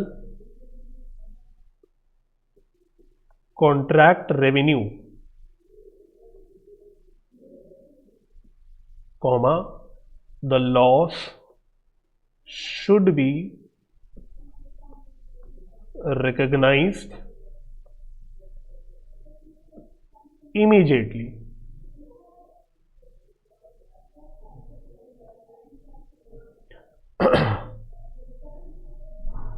तो ये पूरी की पूरी बात है प्रूडेंस की। बचपन में पढ़ते थे प्रूडेंस कॉन्सेप्ट, तो ये प्योरली हम प्रूडेंस की बात कर रहे हैं। लिख भी लो ये ब्रैकेट में, पता होना चाहिए कि ये जो आप कॉन्सेप्ट जो कह रहे हो, जो लगा रहे हो, जो कि एक बहुत इंपॉर्टेंट कॉन्सेप्ट है, ये क्यों आ रहा है? ये आ रहा है बिकॉज ऑफ प्रूडेंस। अच्छा, प्रूडेंस पता है सबको? कौन बताना चाहेगा प्रूडेंस होता क्या है? हाँ, मतलब फ्यूचर जो लॉसेस आप एंटीसिपेट कर रहे हो होने वाले हैं, उसको आज ही प्रोवाइड करो। बेस्ट एग्जांपल होता था बचपन में, आप जो प्रोविजन फॉर डाउटफुल डेट्स बनाते थे कि अगर आपको फ्यूचर में लगता है आपके बैड डेट्स होंगे, हो ही नहीं है बट होंगे, आपको पता है, तो उसका प्रोविजन आज ही बना लो, ठीक है। तो ये उसी तरह की बात है कि अगर फ्यूचर में आपको लगता है कि कॉन्ट्रैक्ट में फ्यूचर में जाके आपको लॉसेस होने वाले हैं, आप लॉस में रहोगे, तो वो लॉस वेट मत करो लॉस होने का, उसको आज ही रिकॉग्नाइज कर लो, ठीक है। चलो नेक्स्ट पॉइंट देखो, यह भी कॉन्सेप्ट अच्छे से सिखाऊंगा आपको, है बहुत आसान बट सिखाऊंगा क्योंकि इंपॉर्टेंट है। लिखो, in such a case a provision is created for future expected losses, for future expected losses. इसकी जर्नल एंट्री लिख लो। जर्नल एंट्री होती है P&L account debit to provision for expected losses. सबकी एप्लीकेशन होगी तो आराम से लिखो, आराम से लिखते रहना। P&L account debit to provision for losses. तो जैसे प्रोविजन, बहुत सारे प्रोविजन ऐसे होते हैं जो हम P&L अकाउंट से बनाते हैं, ये भी प्रोविजन कहां से बनता है? P&L अकाउंट से। फिर इसके बाद क्या होता है? लिखो later on in future years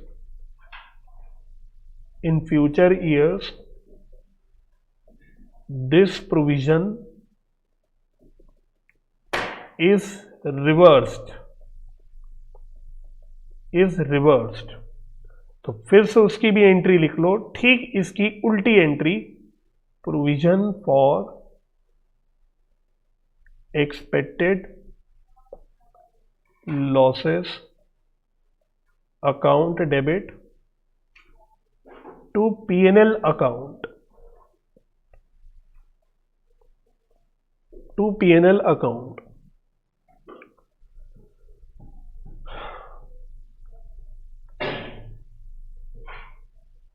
ठीक है, लिख लिया? चलो ये भी अभी डिस्कस करेंगे, बट अभी आगे लिखते चलो। अब एक हमारा सस्पेंस था जिसका हमें आंसर नहीं मिला था। लिखो if final outcome of contract cannot be reliably estimated,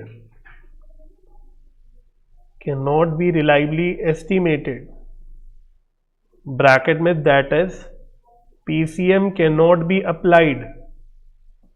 तो हमारा सस्पेंस में जब सवाल क्या था बताओ? हाँ, अगर PCM नहीं तो क्या? अगर ऊपर हमने बोला PCM नहीं लग सकता तो क्या लगाना है या फिर क्या काम करना है? तो अब देखो उसका आपको जवाब मिलेगा। देन पहली चीज लिखना, revenue should be recognised only to the extent of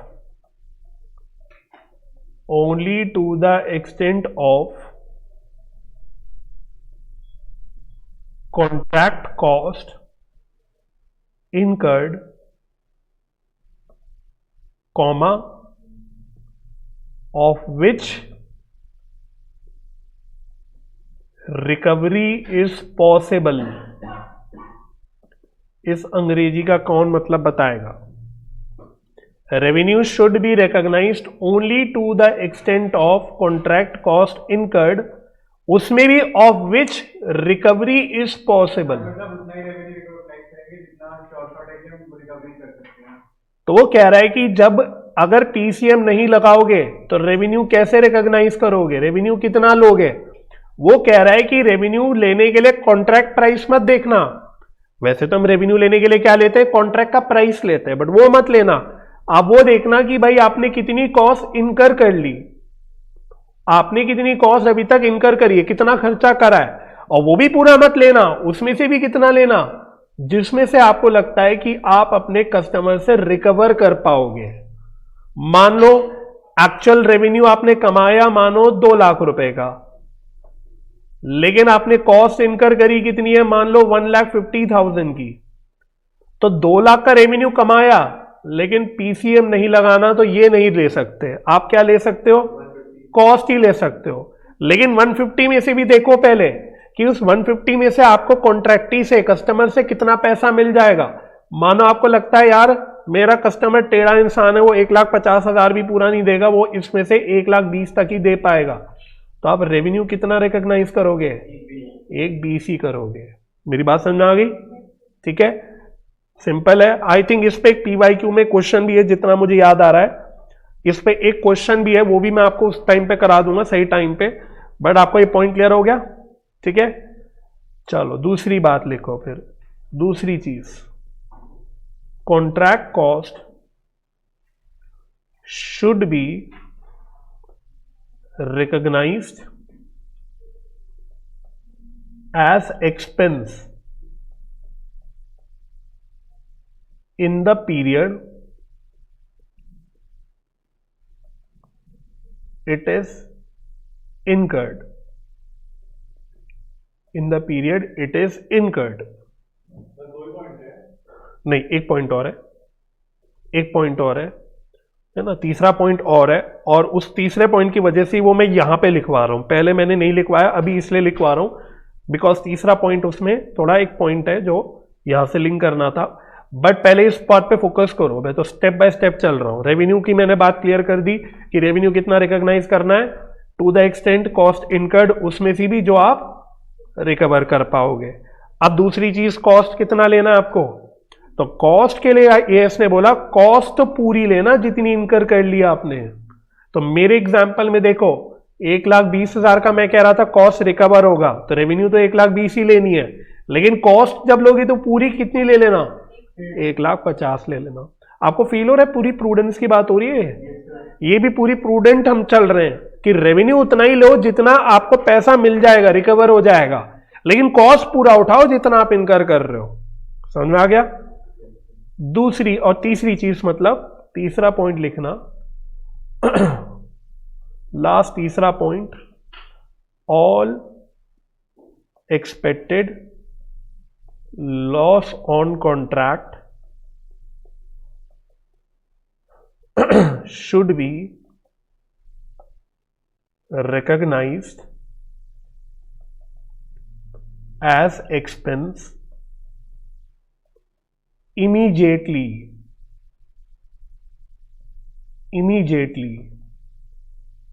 that is bracket में लिख लो, प्रोविजन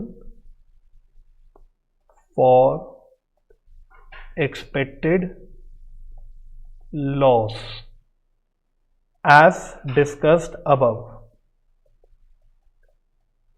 इस पॉइंट की वजह से, क्योंकि अब ये पॉइंट मुझे कराना तो कंटिन्यूटी में था, तीनों चीजें इससे रिलेटेड है, बट अगर मैं पहले लिखवा देता 3 पॉइंट तो इस तीसरे पॉइंट पे हमको अटक जाते। तो यहां पे तीसरे पॉइंट पे वो क्या कह रहा है कि भाई अगर बिकॉज ऑफ दिस, इस कारण से, क्योंकि आप रेवेन्यू पूरा नहीं रिकॉग्नाइज कर पा रहे, कॉस्ट पूरी ले रहे हो, तो यहां पे आपको लॉस होंगे। दिख रहा है आपको लॉस हो रहा है, 1,20,000 का रेवेन्यू है, 1,50,000 का कॉस्ट है, तो 30,000 का लॉस तो दिख ही रहा है। तो हो सकता है फ्यूचर में और लॉस होगा, तो एएस यहां पे फिर से क्या कह रहा है कि फ्यूचर में और लॉस होगा, लग रहा है ना, फिर वही सेम टू सेम चीज। तो फ्यूचर के लॉस का प्रोविजन भी आज ही क्रिएट कर लो, सारा लॉस आज ही रिकॉग्नाइज कर लो। पॉइंट क्लियर हो गया, ठीक है। आगे क्वेश्चंस करेंगे धीरे धीरे, सब इंपॉर्टेंट है, इसलिए मैंने आपको पहले बोला है दिस इज इंपॉर्टेंट, ठीक है। क्लियर हो गया। चलो बस अब लास्ट पॉइंट लिख लो, लास्ट, फिर मैं आपको क्वेश्चंस पे लाने वाला हूं। लिखो, if uncertainties cease to exist, then revenue and cost should be recognized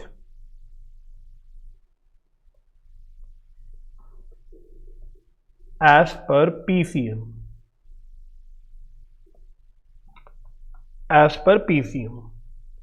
ठीक है।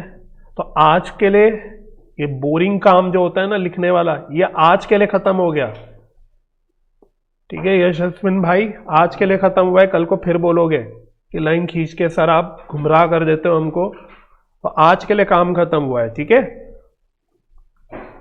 तो एनीवे लास्ट पॉइंट भी लिख लो, इसको भी बता देता हूं क्या बोला मैंने यहां पे। हमने बोला इफ अनसर्टेनिटीज का मतलब क्या हुआ, रिलेटिंग टू, चाहे आप लिख लो रिलेटिंग टू फाइनल आउटकम, यानी फाइनल आउटकम की अनसर्टेनिटी की वजह से आपने पीसीएम नहीं लगाया था, मान लो कल को वो अनसर्टेनिटी खत्म हो जाती है, तो अब आप अपना पीसीएम वापस से स्टार्ट कर सकते हो लगाना, फिर कोई दिक्कत नहीं है। बस ये पॉइंट है, सिंपल सा, ठीक है। क्लियर हो गया। चलो, मेन तो पीसीएम ही है एंड ऑफ द डे। हाँ मेन पीसीएम है ना। अल्टीमेटली देखो पीसीएम लगाने मना कब कर रहा है, अगर आपको यहाँ पे मेरे एग्जांपल से क्लियर हुआ हो कि पीसीएम वो सिर्फ बिकॉज ऑफ प्रूडेंस मना कर रहा है कि अगर प्रूडेंस लगाना पड़ रहा है आपको तो फिर पीसीएम मत लगाओ। हो सकता है क्योंकि जो प्रॉफिट आप रिकॉग्नाइज करोगे मान लो वो आपको फ्यूचर में मिलेगा ही नहीं, तो वो सिर्फ प्रूडेंट रहने को कह रहा है। ठीक है, चलो जी, तो अगर लिख लिया है तो अब एक क्वेश्चन करना है हमको, प्योर एग्जाम क्वेश्चन है। अब आप देख लेना, उससे आपको चीजें समझ भी आ जाएगी और क्वेश्चन भी सॉल्व हो जाएगा आपका। क्वेश्चन नंबर आपका है, पहले मैं आपको इसी के ऊपर क्वेश्चन करा देता हूं।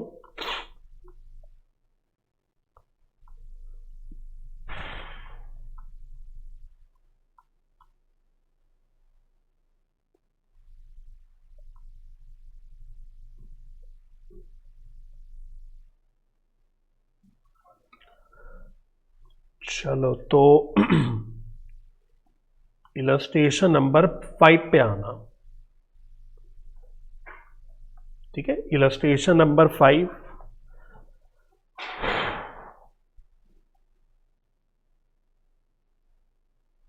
तो पूरा कॉन्सेप्ट इससे समझ में आएगा जो अभी आपको कराया, लॉस वाला कॉन्सेप्ट। तो पहले पढ़ो क्वेश्चन क्या कहता है, और एग्जाम यही आता, एग्जाम में जो क्वेश्चन आता है इसी तरह का आता है। ठीक है, तो क्वेश्चन पढ़ना, कह रहा है show profit and loss extract in books of a contractor in respect of the following data for year 1। Contract price है आपकी कितनी, 600,000 है, मतलब 6 लाख हो गई है ना, 6 लाख हो गई।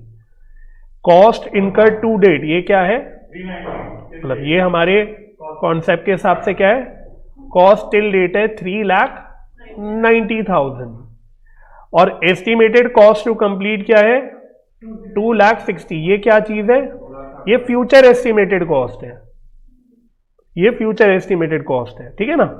अच्छा, assume that the contract period is 2 years, तो 2 साल का कॉन्ट्रैक्ट है।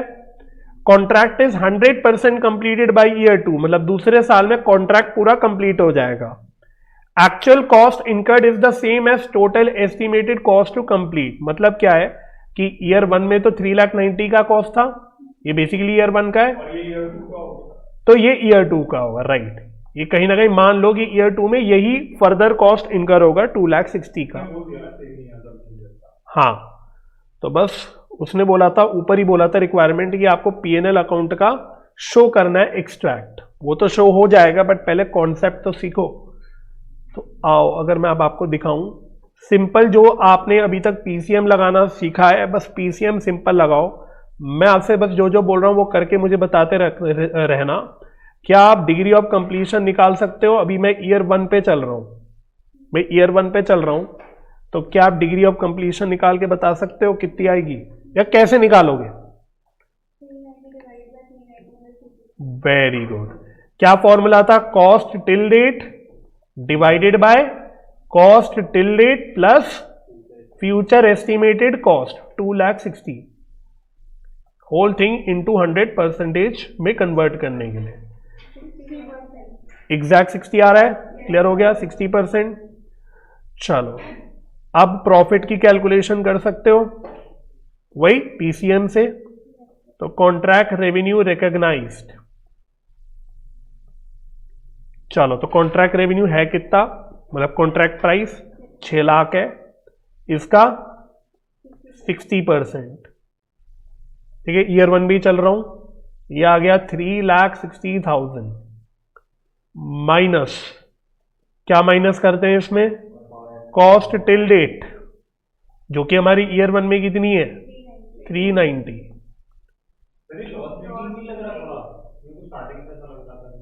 तो वही तो आ रहा हूं, उसी पे आ रहा हूं। ये क्या आ गया, -30 आ गया। -30 मतलब क्या है, मैं -30 लिखना नहीं चाहता, मैं इसकी जगह क्या लिख लूं, लॉस लिख लूं। दिख गया आपको, मतलब वही हो गया ना कि करंट ईयर में हम रेवेन्यू 360 का रिकॉग्नाइज कर रहे हैं, लेकिन करंट ईयर की कॉस्ट कितनी हो गई है, ज्यादा हो गई है, मतलब कॉस्ट रेवेन्यू से ज्यादा है, तो इसकी वजह से आप कहां पे आ गए, आप लॉस पे आ गए। मोमेंट आप लॉस पे आ गए, आपका यह लॉस निकल गया, अब आपको सतर्क हो जाना है कि ऐसा तो नहीं कि पूरे कॉन्ट्रैक्ट में हमें आगे जाके भी लॉस ही होने वाला है, ये तो करेंट ईयर का लॉस है, ये तो क्या है, ये तो सिर्फ करेंट ईयर का लॉस है। लेकिन मुझे सतर्क हो जाना है, प्रूडेंस क्या बोलता है कि आप सतर्क हो जाओ कि फ्यूचर में और लग तो नहीं रहा आपको लॉस होने वाला है। तो नाउ वी विल इवैल्यूएट कि भाई अब पूरे कॉन्ट्रैक्ट को जरा एक बार देख लूं कि पूरे कॉन्ट्रैक्ट में लॉस होने वाला है या प्रॉफिट होने वाला है। तो बताओ, अगर अब मैं ओवरऑल कॉन्ट्रैक्ट के हिसाब से देखूंगा तो क्या बोलूंगा, पूरे कॉन्ट्रैक्ट का रेवेन्यू कितना है, पूरे कॉन्ट्रैक्ट का, अब मैं किसी पर्टिकुलर ईयर की बात नहीं कर रहा, तो पूरे कॉन्ट्रैक्ट का रेवेन्यू है 6 लाख का, माइनस पूरे कॉन्ट्रैक्ट का कॉस्ट, समझ में आ गया। पूरे कॉन्ट्रैक्ट का कॉस्ट कितना है, पहले साल का 390 है, दूसरे साल का 260 है, तो पूरे कॉन्ट्रैक्ट का कॉस्ट कितना है 6,50,000। तो क्या कंक्लूजन है या क्या ऑब्जर्वेशन है आप लोगों की, तो 50,000 का ये तो लॉस हो गया, लॉस फ्रॉम कॉन्ट्रैक्ट। तो ये क्या किसी पर्टिकुलर ईयर का लॉस है या टोटल लॉस है, ये पूरे कॉन्ट्रैक्ट का लॉस है कि कुल मिला के पूरे कॉन्ट्रैक्ट में मुझे कितने का लॉस होने वाला है, 50,000 का। अब इसमें से एक्चुअली करंट ईयर का लॉस है कितना, इसमें से एक्चुअली करंट ईयर का लॉस 30,000 है। इट मींस व्हाट कि रिमेनिंग 20,000 का लॉस इस साल नहीं हुआ, पहले साल नहीं हुआ, ये अगले साल होगा, फ्यूचर ईयर में होगा। तो इसी के लिए एएस ने क्या बोला था कि इस लॉस का प्रोविजन क्रिएट कर देना, इसी को हमने बोला था प्रोविजन फॉर एक्सपेक्टेड लॉसेस। ये समझ में आई आपको मेरी बात, तो ध्यान से देख लो, हमने बोला टोटल लॉस 50 का होने वाला है, उसमें से हमने पीसीएम के हिसाब से करंट ईयर का लॉस कितना निकाल लिया 30,000। दैट मीन्स व्हाट कि रिमेनिंग 20,000 का लॉस अभी तो नहीं हुआ, लेकिन हम फ्यूचर में दिख रहा है कि होने वाला है। तो प्रूडेंस आ गया सामने, उसने क्या बोला कि भाई अगर फ्यूचर में होने वाला है, आपको ऑलरेडी लग रहा है ना, एस्टिमेटेड है पर लग रहा है, तो उसका प्रोविजन बना लो। तो 20,000 की लॉस का प्रोविजन आपका करंट ईयर में ही बन जाएगा, पहले साल में ही बन जाएगा। चलो तो पहले इसको नोट भी कर लो ऐसी, और बताओ इसमें तो कोई डाउट नहीं, इसमें तो कोई डाउट नहीं। तो अब क्वेश्चन ने तो आपसे क्या मांगा था, क्वेश्चन ने तो मांगा था कि पीएनएल अकाउंट बना के दिखाओ। तो क्या पहले साल का पीएनएल अकाउंट बना सकते हो, profit and loss account year 1, पहले साल का।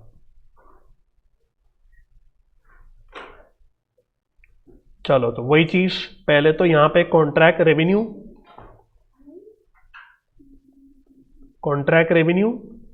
और यहां पे आता है कॉन्ट्रैक्ट कॉस्ट। चलो तो कॉन्ट्रैक्ट रेवेन्यू कितना लोगे, कितना लोगे कॉन्ट्रैक्ट रेवेन्यू, हाँ यहां पे अपना पुराना काम मत भूल जाना, पुराना जो सीखा है वो तो चल ही रहा है। यस, रेवेन्यू तो कितना है करंट ईयर का या ईयर 1 का 360, और कॉस्ट करंट ईयर की कितनी थी 390। Very good. अब अगर मैं प्रोविजन ना बनाता, अब 2 मिनट लिखना मत आप, अगर प्रोविजन ना बनाता तो यहां मेरा लॉस आ जाता कितना, वही 30,000। लेकिन नहीं, एएस ने क्या बोला है, एएस ने बोला है कि पूरा लॉस इमीडिएटली रिकॉग्नाइज कर लो। मतलब यह है कि अगर 50,000 का लॉस टोटल होने वाला है तो पूरा लॉस आपका यहां 50,000 आने वाला है। हाँ, 50,000 का पूरा लॉस आपको लेना है। इसी कारण से आपको क्या बनाना पड़ेगा, रिमेनिंग 20,000 का प्रोविजन।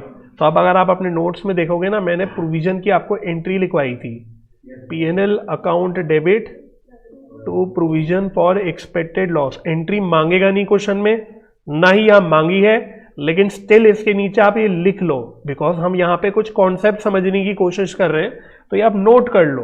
तो कितने का प्रोविजन हम बना रहे हैं, 20,000 रुपए का।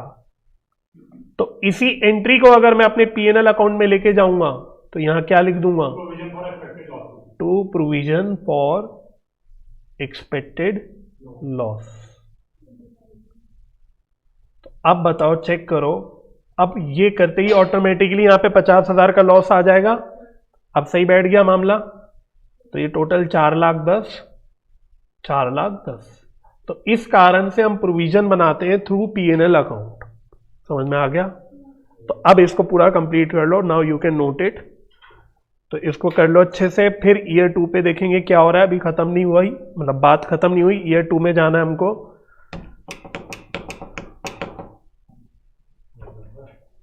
चलो ईयर 2 में जाना है हमको। ईयर 2 का हम बनाएं? करो, अभी करो। चलो मैं हो गया सबका, नोट कर लिया ये। चलो तो ईयर 2 में पूरा वही काम करना है हमको। पहले तो डिग्री ऑफ कंप्लीशन कितनी, 40%। मैंने जो क्या सिखाई है, हम तो टिल डेट करते हैं ना बार बार, तो हमारा डिग्री ऑफ कंप्लीशन 100%। ओके, तो फिर से करो कॉन्ट्रैक्ट रेवेन्यू। 100% ऑफ 100%। 6 लाख का 100% कितना आ रहा है, 6 लाख आ रहा है पूरा, minus cost. Cost till date वो पूरी हो जाएगी, यानी कितनी थी कॉस्ट टिल डेट, 650 थी,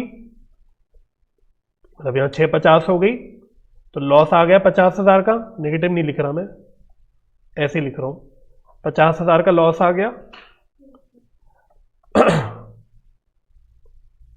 फिर क्या माइनस करते हैं हम लोग, प्रॉफिट रिकॉग्नाइज टिल डेट। अब प्रॉफिट ना होके उसकी जगह मैं क्या लिख दूं, लॉस। तो loss recognised in previous year, तो पिछले साल हमने कितने रुपए का लॉस रिकॉग्नाइज कर लिया था, गलत। टोटल लॉस कितने का आपने रिकॉग्नाइज कर लिया था, हाँ 50,000 का आपने पूरा ही तो लॉस रिकॉग्नाइज कर लिया था। प्रोविजन आएगा इसकी जगह। नहीं, मैं ये क्या दिखाना चाह रहा हूं, अब इसका आंसर क्या आया, नील। इस साल तो लॉस नहीं होना, पिछले साल loss to be recognised in year 2 current year. कितना लॉस रिकॉग्नाइज करोगे, कुछ भी नहीं। क्यों नहीं करोगे, क्योंकि सारा लॉस तो आप पिछले साल रिकॉग्नाइज कर चुके हैं, तो अब इस साल करने की क्या जरूरत है, नहीं जरूरत है, बात खत्म। समझ में आ गया। तो करेंट ईयर के पीएनएल में कितना रिकॉग्नाइज करना है लॉस, कुछ भी नहीं। रीजन क्या है, क्योंकि सारा लॉस पूरा 50,000 का लॉस आप लास्ट ईयर ही तो रिकॉग्नाइज कर चुके थे। तो जब आप लास्ट ईयर कर चुके हो तो अब करने की जरूरत है क्या, नहीं।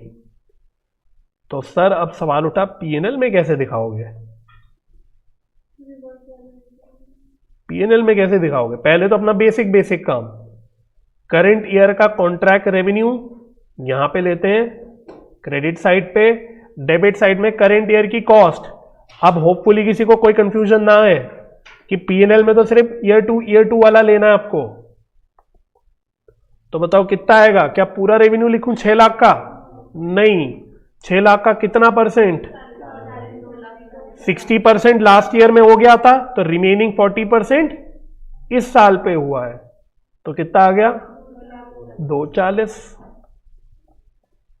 कॉस्ट कितनी लेनी है, वेरी गुड, सिर्फ करंट ईयर की लेनी है 260। समझ में आ गया। अच्छा, अब इतना लिख के भी 2 मिनट फिर से मत लिखना। अगर मैं पीएनएल अकाउंट इतना ही बनाता तो दिक्कत क्या होती, यहां 20,000 का लॉस बचने लगता। हाँ, ये गलत हो गया, ये 20,000 का लॉस दिखने लगता, जबकि हमने बोला लॉस तो हमें कुछ रिकॉग्नाइज करना ही नहीं है करंट ईयर में। इसी कारण से ये 20,000 तो बचेगा, लेकिन इसको लॉस नहीं बोलेंगे, इसको क्या लिख देंगे, by provision for expected losses. तो बेसिकली क्या करा, लास्ट ईयर का 20,000 का प्रोविजन हमने जो ऑलरेडी क्रिएट करा था वो हमने करंट ईयर में एडजस्ट कर दिया, ताकि करंट ईयर में अब हमें कोई लॉस दिखाना ना पड़े। इसी कारण से अब फिर से आता हूं नीचे, मैंने आपको एक एंट्री लिखवाई थी कि फ्यूचर ईयर में आपको क्या काम करना है, जो प्रोविजन बनाया है उसको रिवर्स करना है। तो उसकी रिवर्सल एंट्री क्या होगी, provision for expected losses account debit to PNL account. ऊपर देखना इसी की पोस्टिंग करी है, कहीं ना कहीं ये जो 20,000 वाली मैंने लिखी है वो ये रिवर्सल की ही पोस्टिंग करी है। इसलिए मैंने बोला था अगले सालों में आपको ये एंट्रीज रिवर्स करनी पड़ेगी, मतलब प्रोविजन को रिवर्स करना पड़ेगा। समझ में आ गया। तो कॉन्सेप्ट क्लियर हो गया, ये क्या था, इजी है कॉन्सेप्ट। बट इंपॉर्टेंट है क्योंकि कई बार इंस्टीट्यूट क्वेश्चन में डालता है यही सेम क्वेश्चन, ऐसा ही क्वेश्चन, जहां पे वो आपसे सिर्फ प्रोविजन निकलवाएगा। अभी एक क्वेश्चन और करा रहा हूं, डोंट वरी। एक क्वेश्चन अब आप खुद करोगे, अगर ये हो गया हो तो एक क्वेश्चन खुद करना। Again this is also exam question, ये रहा। चलो इलस्ट्रेशन 7 लिख सकते हो इस पे, ये एग्जाम क्वेश्चन है। कितने मार्क्स का? ज्यादा नहीं, 4 to ज्यादा से ज्यादा 5 मार्क्स का। चलो तो जरा ट्राई करो बिना आंसर देखे। मैं क्वेश्चन स्क्रीन पे मैंने लगा दिया आपके सामने। तो ये क्वेश्चन जरा सेल्फ करने की कोशिश करो। तो एग्जाम में आपको हिंट नहीं मिलेगा कि लॉस है, प्रोविजन बनाना है, आपको सतर्क रहना पड़ेगा। इसलिए मैंने आपको बताया कि अगर करंट ईयर में लॉस आ रहा है तो सतर्क हो जाना, इट मींस फ्यूचर ईयर में और लॉस ही आने वाला है। ठीक है, तो सेम काम करो जो अभी पूरा मैंने करके दिखाया। डिग्री ऑफ कंप्लीशन निकालो, परसेंटेज कंप्लीशन मेथड निकालो, यूज करो, और उससे अपना करंट ईयर का प्रॉफिट या लॉस निकालो। वो लॉस आएगा, देखना आंसर में लॉस ही आएगा, तो आपका ऑटोमेटिकली फिर आपको सतर्क होकर चेक करना है कि फिर हमें और कितना प्रोविजन क्रिएट करना है। करो जरा खुद, फिर मैं भी करवाऊंगा अगर नहीं हो पाया तो।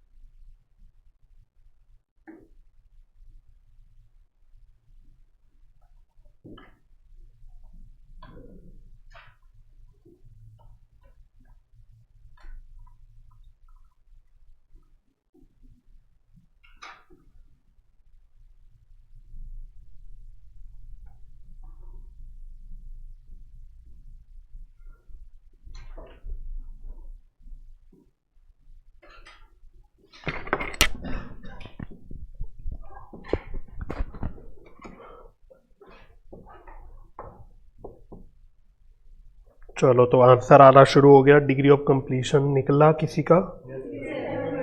Very good, very good. Current year का लॉस कितना आ गया?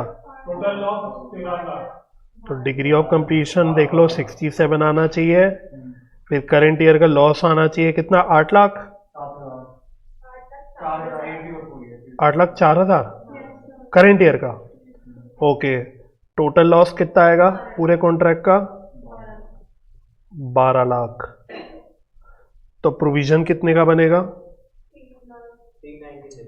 रिमेनिंग अमाउंट प्रोविजन का, बस इतना ही पूछा है उसने, और कुछ पूछा ही नहीं। 396 ना, 396, तो इतना ही पूछा है उसने। तो बस उसने एक ही साल में तो पूछा है, what amount should be recognised in the statement of P&L for the year ended 31 March 2022 as per provisions of AS7, पहले साल में। यही है आपका। तो किसी को भी दिक्कत हुई हो तो बता दो।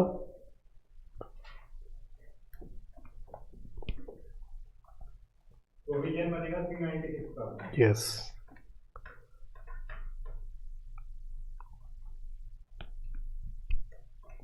बनाऊं क्या मैं? बस यही बेसिकली इस क्वेश्चन में मैंने जो यहां तक का काम किया था ना, अगर मैं आपको यहां तक दिखाऊं, सिर्फ इतना तक पूछा है इसने। पिछले क्वेश्चन के अगर मैं पॉइंट ऑफ व्यू से बोलूं, आपने इतना काम तो किया होगा पूरा, बस यहीं तक पूछा है उसने, लिटरली यहीं तक पूछा है। बोला ना मैंने, इसलिए 4 to 5 मार्क्स मैंने इसलिए तो कहा। अभी क्या बोला था, इंपॉर्टेंट है, लेकिन आ जाए तो क्या बोलना है कि भगवान का आशीर्वाद समझ लेना। अब आपको समझ में आएगा क्यों बोला था। ठीक है, तो अल्टीमेटली फाइनल आंसर आपका क्या होगा, उसने फाइनली पूछा है कि टोटल कितना अमाउंट आप P&L में रिकॉग्नाइज करोगे, तो कितना करोगे टोटल, समझ में आया किसी को? 8,04,000 तो वैसे करंट ईयर में करना ही था, प्लस 3,96,000 का और प्रोविजन भी P&L में डाला आपने, तो अल्टीमेटली जितना आपका टोटल लॉस था वो पूरा का पूरा P&L में आपको रिकॉग्नाइज करना है। यह आपका मतलब फाइनल आंसर होना चाहिए। ठीक है, तो आप बाकी देख लेना। तो अकॉर्डिंग टू जो भी है 12 लाख, यही फाइनल आंसर यही है, बाकी सब होता रहेगा। Is required to be recognised as expense. समझ में आ गया?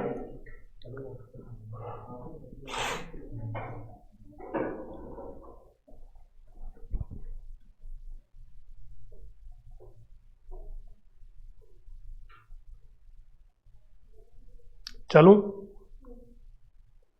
चलो और चलते रहो, क्वेश्चन करते रहो मेरे साथ साथ। नेक्स्ट क्वेश्चन, एक और इंपॉर्टेंट क्वेश्चन,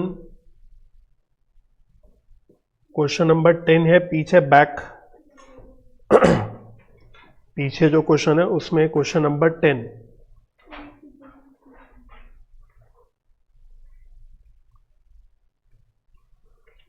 क्वेश्चन नंबर 10, तो इसको भी इंपॉर्टेंट मार्क करना। पढ़ो क्या कहता है। A car limited signed on 1 April 2021 a construction contract for ₹1,50,00,000। तो साथ साथ अब आइडेंटिफाई करते रहना सारी इंफॉर्मेशन को। ये बेसिकली क्या है, कॉन्ट्रैक्ट प्राइस बोलो चाहे कॉन्ट्रैक्ट रेवेन्यू, मतलब यही आपकी कॉन्ट्रैक्ट रेवेन्यू के अंदर आएगा, right. Following particulars are extracted in respect of contract for the year ended 31st March 22, first year 1 की सिर्फ बात हो रही है दोबारा। वो कह रहा है material used 71 lakh, labour charges 36 lakh के पे करे, हायर चार्जेस ऑफ प्लांट हो गया आपका 10 लाख, अदर कॉन्ट्रैक्ट कॉस्ट है 15 लाख, और लेबर चार्जेस कहता है of 2 lakhs are still outstanding on 31st March 2022। CA foundation का आपका बेसिक्स जो आपके बने हैं वो टेस्ट हो जाएंगे यहाँ पे।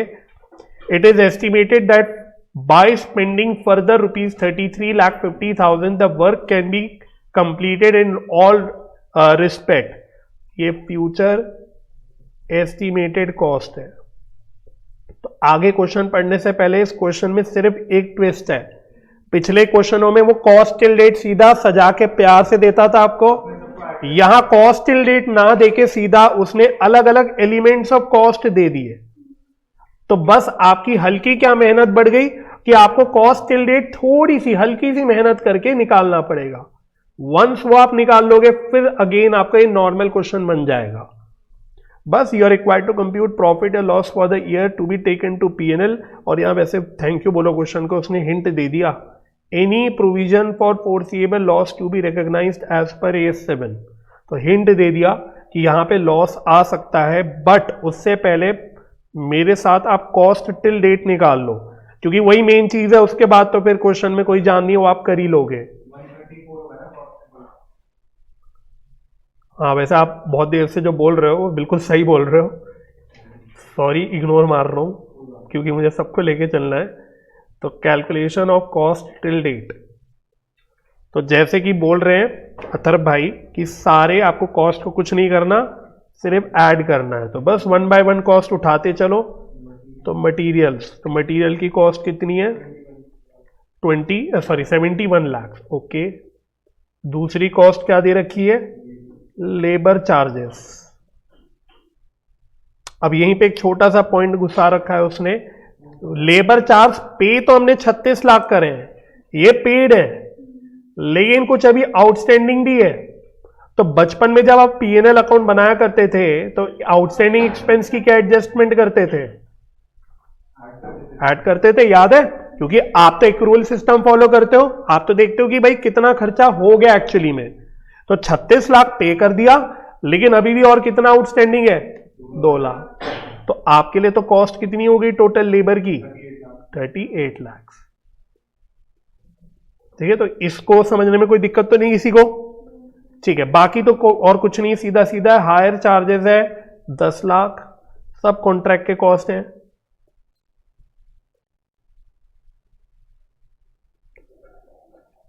फिर नेक्स्ट क्या है, अदर कॉन्ट्रैक्ट कॉस्ट है 15 लाख।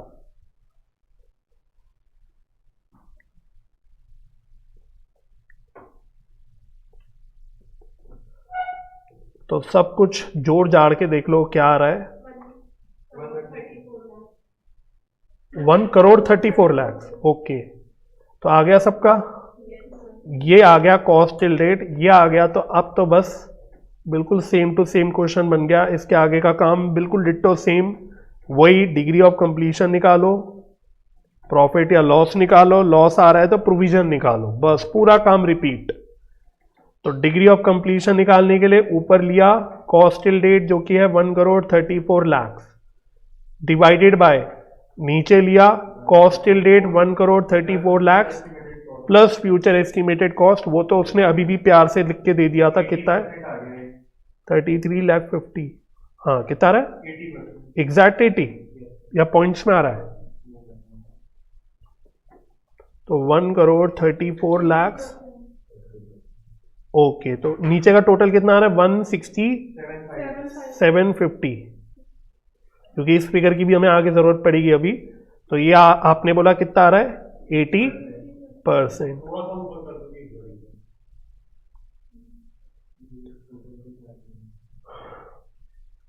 ठीक है, हो गया। फिर वही कैलकुलेशन ऑफ प्रॉफिट या लॉस, उसके लिए वही कॉन्ट्रैक्ट रेवेन्यू उठाओ, contract revenue to be recognised. हाँ, तो जो कॉन्ट्रैक्ट प्राइस हमारा था कितना था, कॉन्ट्रैक्ट प्राइस 1.5 CR का था, तो 1,50 लाख का 80% जो कि शायद 1,20 लाख आ रहा है ना, minus cost till date, cost till date ये कितनी आ रही है 1,34। क्या आ गया करेंट ईयर का हमारा, तो वैसे 14 लाख का लॉस आ गया। मोमेंट लॉस आ जाए ये वाला क्या हो जाना है, सतर्क हो जाना है कि इट मीन्स कि फ्यूचर में लॉस होने ही वाला है, तो और देख लो कितना लॉस होगा उसका प्रोविजन बना लो। तो अब पूरे कॉन्ट्रैक्ट का देखेंगे, पूरे कॉन्ट्रैक्ट का कॉस्ट कितना है, तो सॉरी कॉन्ट्रैक्ट का रेवेन्यू कितना है पहले, वो है सर 1,50 लाख। पूरे कॉन्ट्रैक्ट का कॉस्ट कितना है 167,500 है ना, 167,500 कह रहा था, सॉरी 167,50, तो 1,67,50 ये टोटल कॉस्ट है। तो आपको टोटल लॉस कितना होने वाला है, ये 17,50,000 का, ये टोटल लॉस है। ये तो कुल मिला के पूरे कॉन्ट्रैक्ट का लॉस है। इसमें से कितना लॉस हम वैसे रिकॉग्नाइज कर रहे हैं already, loss of current year वैसे हमने बोला 14 लाख, तो और कितना फ्यूचर में लॉस होने वाला है हमको 3,50,000। तो इसका क्या करोगे, प्रोविजन। तो बस इतना ही पूछ रहा है, मैं बोल रहा हूं ना तो वो जनरल एंट्री मांग रहा है ना कुछ मांग रहा है, प्रोविजन टू बी रिकॉग्नाइज्ड। पता है मुझे कर सकते थे, मैंने कब का नहीं कर सकते थे। ये तो तुम्हें रुक के पानी लेके आ जाए, ये लेके आए बस बस ठीक है, हो गया। तो देखो इसी एक कॉन्सेप्ट के ऊपर कितने क्वेश्चन दिख गए आपको, कितने कुल कर लिए हमने मिला के क्वेश्चन, 3 क्वेश्चन तो इसी के ऊपर कर लिए, बट एक भी क्वेश्चन में जान थी क्या? नहीं थी। तो कोई दमदार क्वेश्चन करना है यार हमको। तो अब एक दमदार क्वेश्चन करोगे, last question of the day, एक दमदार क्वेश्चन करके जाओ।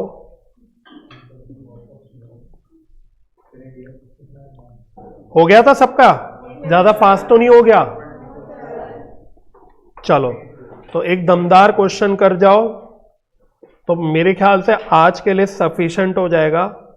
इंपॉर्टेंट कई सारे सितारे, एग्जाम का क्वेश्चन है ये। क्वेश्चन मुझे लगता आएगा तो 7 मार्क्स में आ सकता है ना? ये 7 नंबर का क्वेश्चन पूरा आ सकता है आपका। चलो तो बड़े आराम से करो इसको, धीरे धीरे। कह रहा है construction contractor has a fixed price contract for ₹9,000 lakhs है, रुपीज सब इन लैक्स चल रहे हैं, तो 9,000 lakhs ये क्या है? ये टोटल कॉन्ट्रैक्ट प्राइस हो गया या रेवेन्यू हो गया? हाँ मतलब कुछ भी बोल लो। To build a bridge in 3 years time, 3 साल का कॉन्ट्रैक्ट है। A summary of some of the financial data is as under, सारे अमाउंट्स रुपीज इन लैक्स है, year 1, year 2, year 3। Initial amount for revenue agreed in contract, तो initially amount of revenue of contract कितना था? वो तो उसने ऊपर ही बताया था, लेकिन कुछ याद आ रहा है? कुछ वेरिएशन आ गई, पहले साल नहीं आई वेरिएशन, लेकिन सेकेंड ईयर ऑनवर्ड्स आपकी वेरिएशन आ गई 200 lakhs की। तो अल्टीमेटली यहां पे आपका ईयर 2 से कॉन्ट्रैक्ट प्राइस कितना हो गया? 92।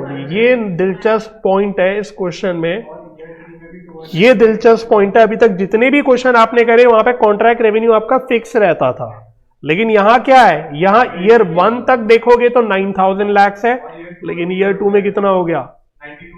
और इसी कारण से मैं बताऊं बच्चों, हम वो जो टिल डेट वाली कैलकुलेशन करते हैं ना, वो इस कारण से करते हैं क्योंकि फ्यूचर में आपके एस्टिमेट्स चेंज हो सकते हैं, फ्यूचर में रेवेन्यू चेंज हो सकता है। इस कारण से जो कैलकुलेशन मैं आपको करा रहा हूं, मैं आपको ये नहीं करा रहा कि करंट ईयर की करो, मैं सारी टिल डेट की करा रहा हूं, ताकि अगर बीच में कुछ चेंज भी आ गया तो आपको कोई दिक्कत नहीं होगी, आपका आंसर बिल्कुल स्मूथली निकल के आ जाएगा। ठीक है ना, समझ में आ गया? एनीवे, फिर कह रहा है contract cost incurred up to the reporting date till date.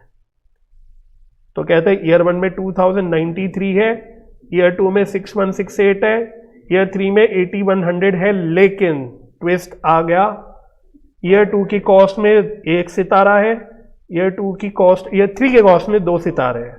तो वो सितारे उसने यहां पे लिखे हैं, तो ये ईयर 2 के लिए उसने बोला ये 6168 की कॉस्ट में 100 lakhs का क्या है? फॉर मटीरियल है stored at site to be used in year 3 to complete the work. ये क्या बोल रहा है?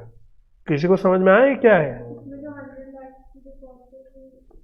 बेसिकली ये बोल रहा है कि out of 6168 closing stock of raw material कितना है? 100। मतलब कि कुछ मटेरियल ऐसा है जो ईयर 2 में बच गया, जो आप ईयर 3 में यूज करोगे। सिंपली स्पीकिंग क्या है ये? Closing stock of raw material है। इसका क्या करोगे आप बताओ, दिमाग लगाओ। आपको तो ईयर 2 में करंट ईयर की कॉस्ट लेनी है 6168। अब इसमें से 100 lakhs का मटेरियल है, वो करंट ईयर में तो यूज नहीं होने वाला, वो अगले साल यूज होने वाला है। हाँ, इसीलिए आप ये क्या करोगे? ये माइनस करोगे। तो एक्चुअली में आपकी कॉस्ट कितनी आ गई? लॉजिक समझ में आ गया सबको? अगेन बात घुमा फिरा के एक्रूअल सिस्टम पे आ जाती है कि भाई जब आप बचपन में ट्रेडिंग अकाउंट बनाते थे, मैं आपको बड़ा सिंपल लिंक कराता हूं, आपके बचपन के दिनों से बेसिक से क्लियर कराता हूं। आप बचपन में ट्रेडिंग अकाउंट बनाते थे तो क्लोजिंग स्टॉक क्या करते थे?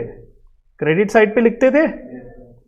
ये भी नहीं समझ में आया तो एक और चीज बताता हूं। बचपन में कॉस्ट ऑफ गुड्स सोल्ड निकालते थे, कुछ फॉर्मूला याद है? कुछ ऐसा करते थे आप, opening stock plus purchase plus direct expense minus closing stock.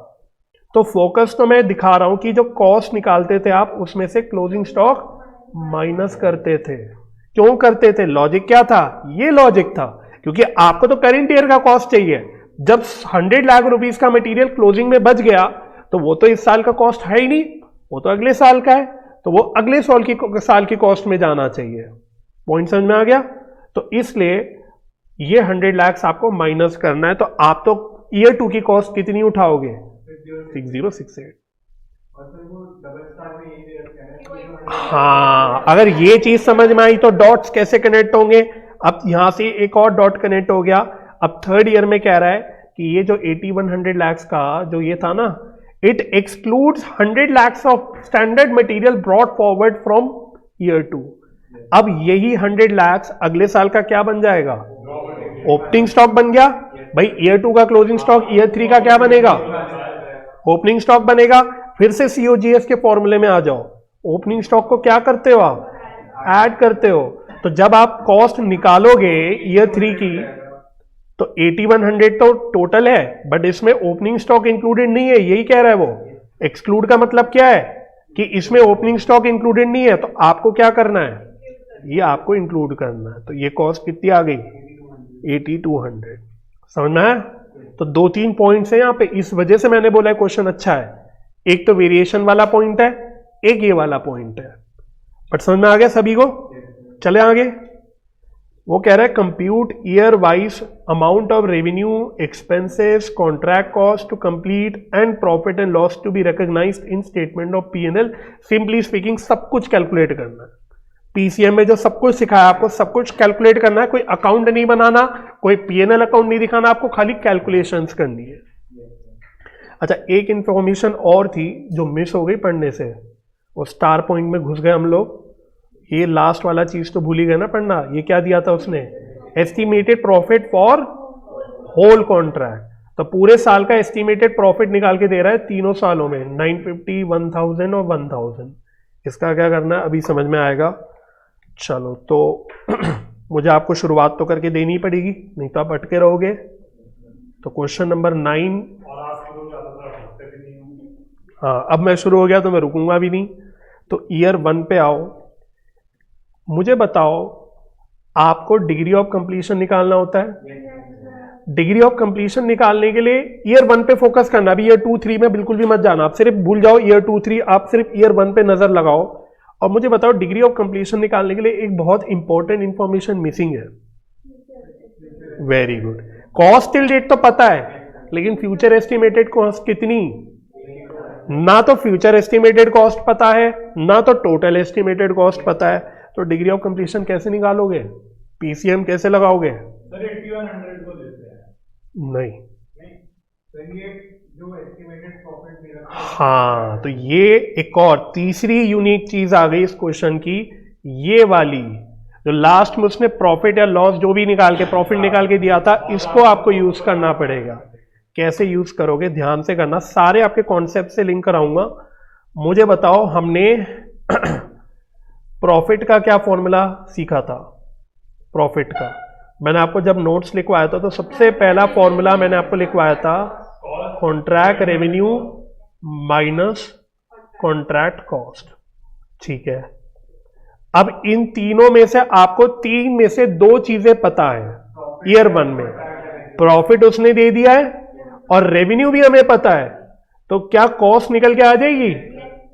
चलो तो प्रॉफिट कितना है पहले साल का, सिर्फ पहले साल का उठाना 950, और पहले साल का रेवेन्यू कितना है 9000। ठीक है, फ्लो में आके ये नहीं कि आप लेटेस्ट वाला उठा लो, आपको 1 पे फोकस करना है सिर्फ, माइनस कॉस्ट, शॉर्ट में लिख रहा हूं।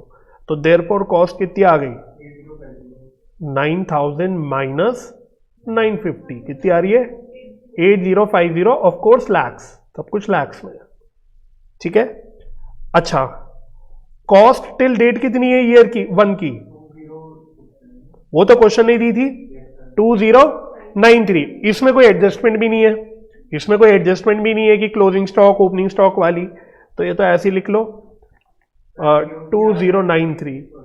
तो इट मींस क्या समझ में आया आपको कि ईयर 1 में मैं कह रहा हूं कि मेरा टोटल कॉस्ट तो कॉन्ट्रैक्ट का इतना होगा, उसमें से कॉस्ट टिल डेट इतनी है, प्रॉफिट उतना है, तो इन दोनों को मिला तो एस्टिमेटेड फ्यूचर कॉस्ट कितनी होगी? 8050 सबको समझ में आई ये बात? एस्टिमेटेड फ्यूचर कॉस्ट, क्योंकि मैं टोटल कॉस्ट कितनी ले रहा हूं 8050 lakhs, उसमें से टिल डेट कितनी कॉस्ट इनकर हो गई 2093 lakhs, तो रिमेनिंग कॉस्ट क्या है?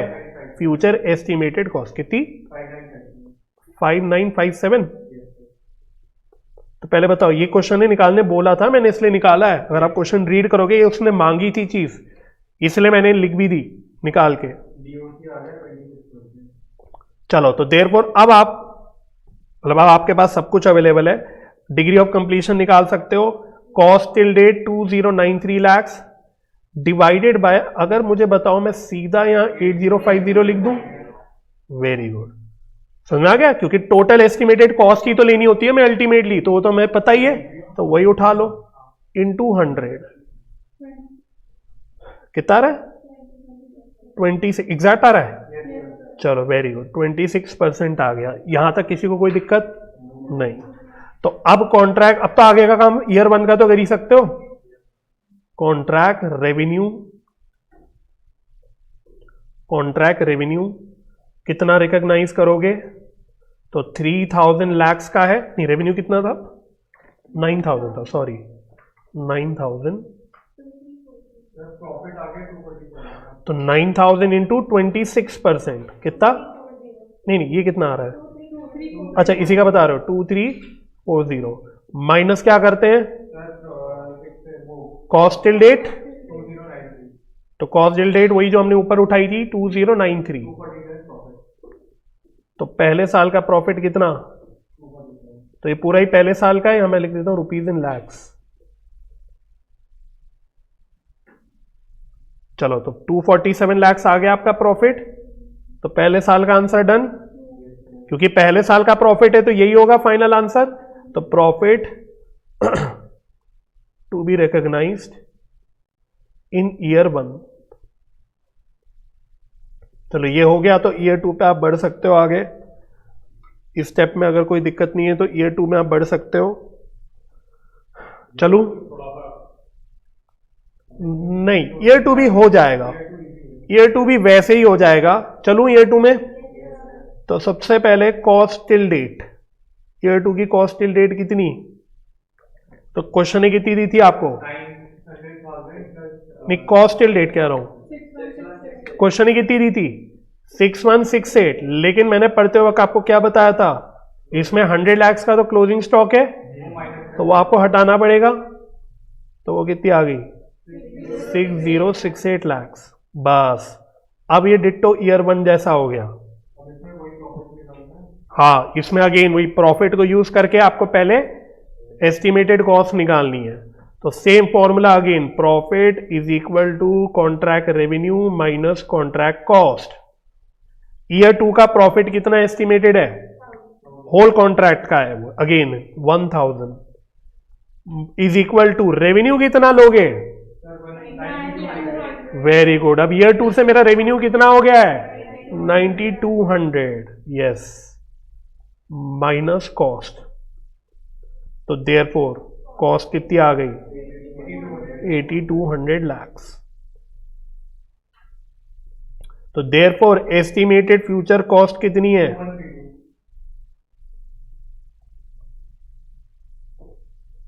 तो 8200 मैं कह रहा हूं टोटल कॉस्ट है, उसमें से 6068 कॉस्ट टिल डेट है, तो रिमेनिंग कॉस्ट आपकी एस्टिमेटेड फ्यूचर कॉस्ट हो गई।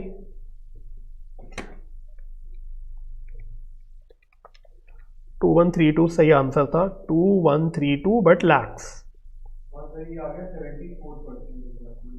अब तो डिग्री ऑफ कंप्लीशन वगैरह सब निकाल सकते हो। तो degree of completion is equal to cost till date that is 6068 divided by क्या ले लूं? नीचे क्या ले लूं? सीधा क्या ले लूं? 8200। कितना परसेंट आ रहा है ये? 74 आ रहा है सबका, वेरी गुड। आगे का काम कर सकते हो। कॉन्ट्रैक्ट रेवेन्यू जो रिकॉग्नाइज हो जानी चाहिए कितनी? ओके, कैसा है? Very good. कितना फिर से लेना है? 9200 लेना है मल्टीप्लाइड बाय 74%। 6 कितना बोला था? 6808 minus cost till date 6068। Profit आ गया कितना? लेकिन इसको मैं क्या बोलूंगा? प्रॉफिट टिल डेट है। This is profit till date. इसमें से क्या माइनस करेंगे? प्रॉफिट रिकॉग्नाइज जो इसमें से ऑलरेडी हो गया इन प्रीवियस ईयर, तो वो हम 247 का करेक्ट ऑलरेडी रिकॉग्नाइज कर चुके हैं।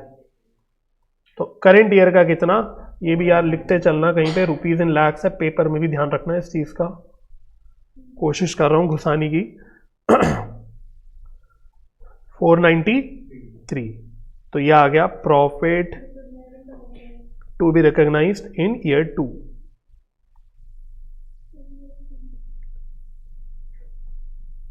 ईयर 3 पे आ जाओ। ईयर 3 एक्चुअली में काफी इजी हो गया। लास्ट ईयर एक्चुअली हमेशा ही समझ लो इजी ही होता है। चलो चलें ईयर 3 में। तो मुझे बताओ ईयर 3 में एक्चुअली मेहनत करनी नहीं। डिग्री ऑफ हाँ, डिग्री ऑफ कंप्लीशन कितनी होगी निकालनी है क्या मेरे को? 100%। काम खत्म हो रहा है। चेक भी कर सकते हो, वो मैं निकलवा भी सकता हूँ 100%, बट आना ही कितना है? 100%।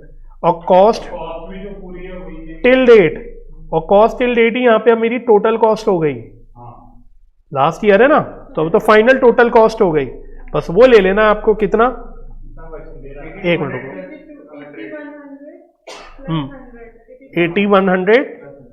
हाँ, तो 8100 क्वेश्चन ने दिया था, बट इस क्वेश्चन में उसने बोला था साफ साफ कि इसमें पिछले साल का ओपनिंग स्टॉक जो आया वो इंक्लूडेड नहीं है, तो वो 8200 ही हो गई। एक्चुअली ये सेम ही रही, ईयर 2 और 3 में 8200 ही आई दोनों में, इसमें नो चेंज।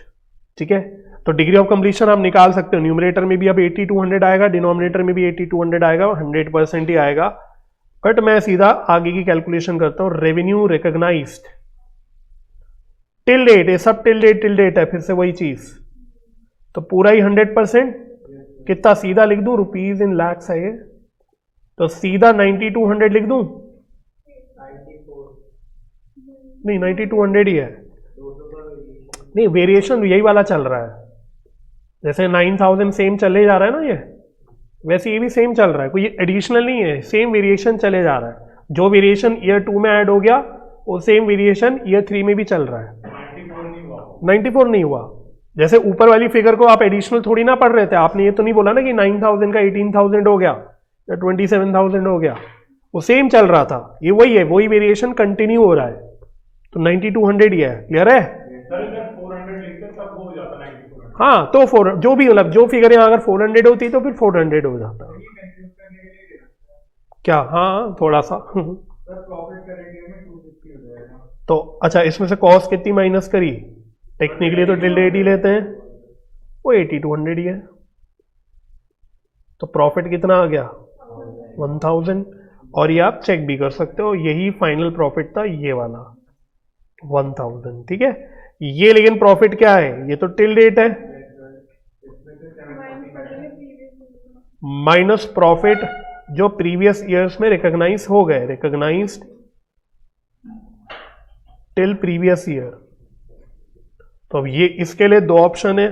स्मार्ट वर्क करना है अगर आपको, तो ईयर 2 में प्रॉफिट टिल डेट जो आया था ये ले लो। जिसको ये ना समझ में आए वो अलग अलग 493 ये, और ईयर 1 में कितना आंसर आया था? 247 ये, इनको अलग अलग जोड़ दो, कैसे भी कर लो। 740 आना है आपका, तो 740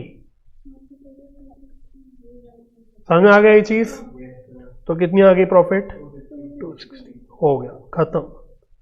profit to be recognised in year 3।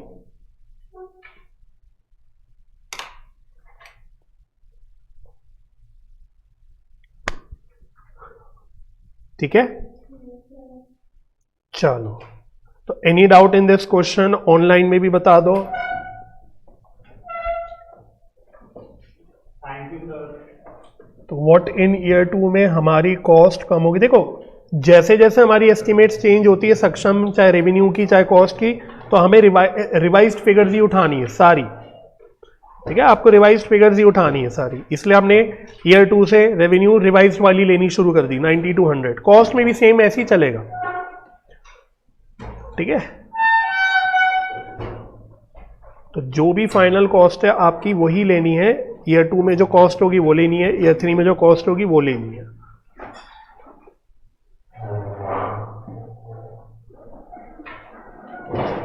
Thank you sir. Okay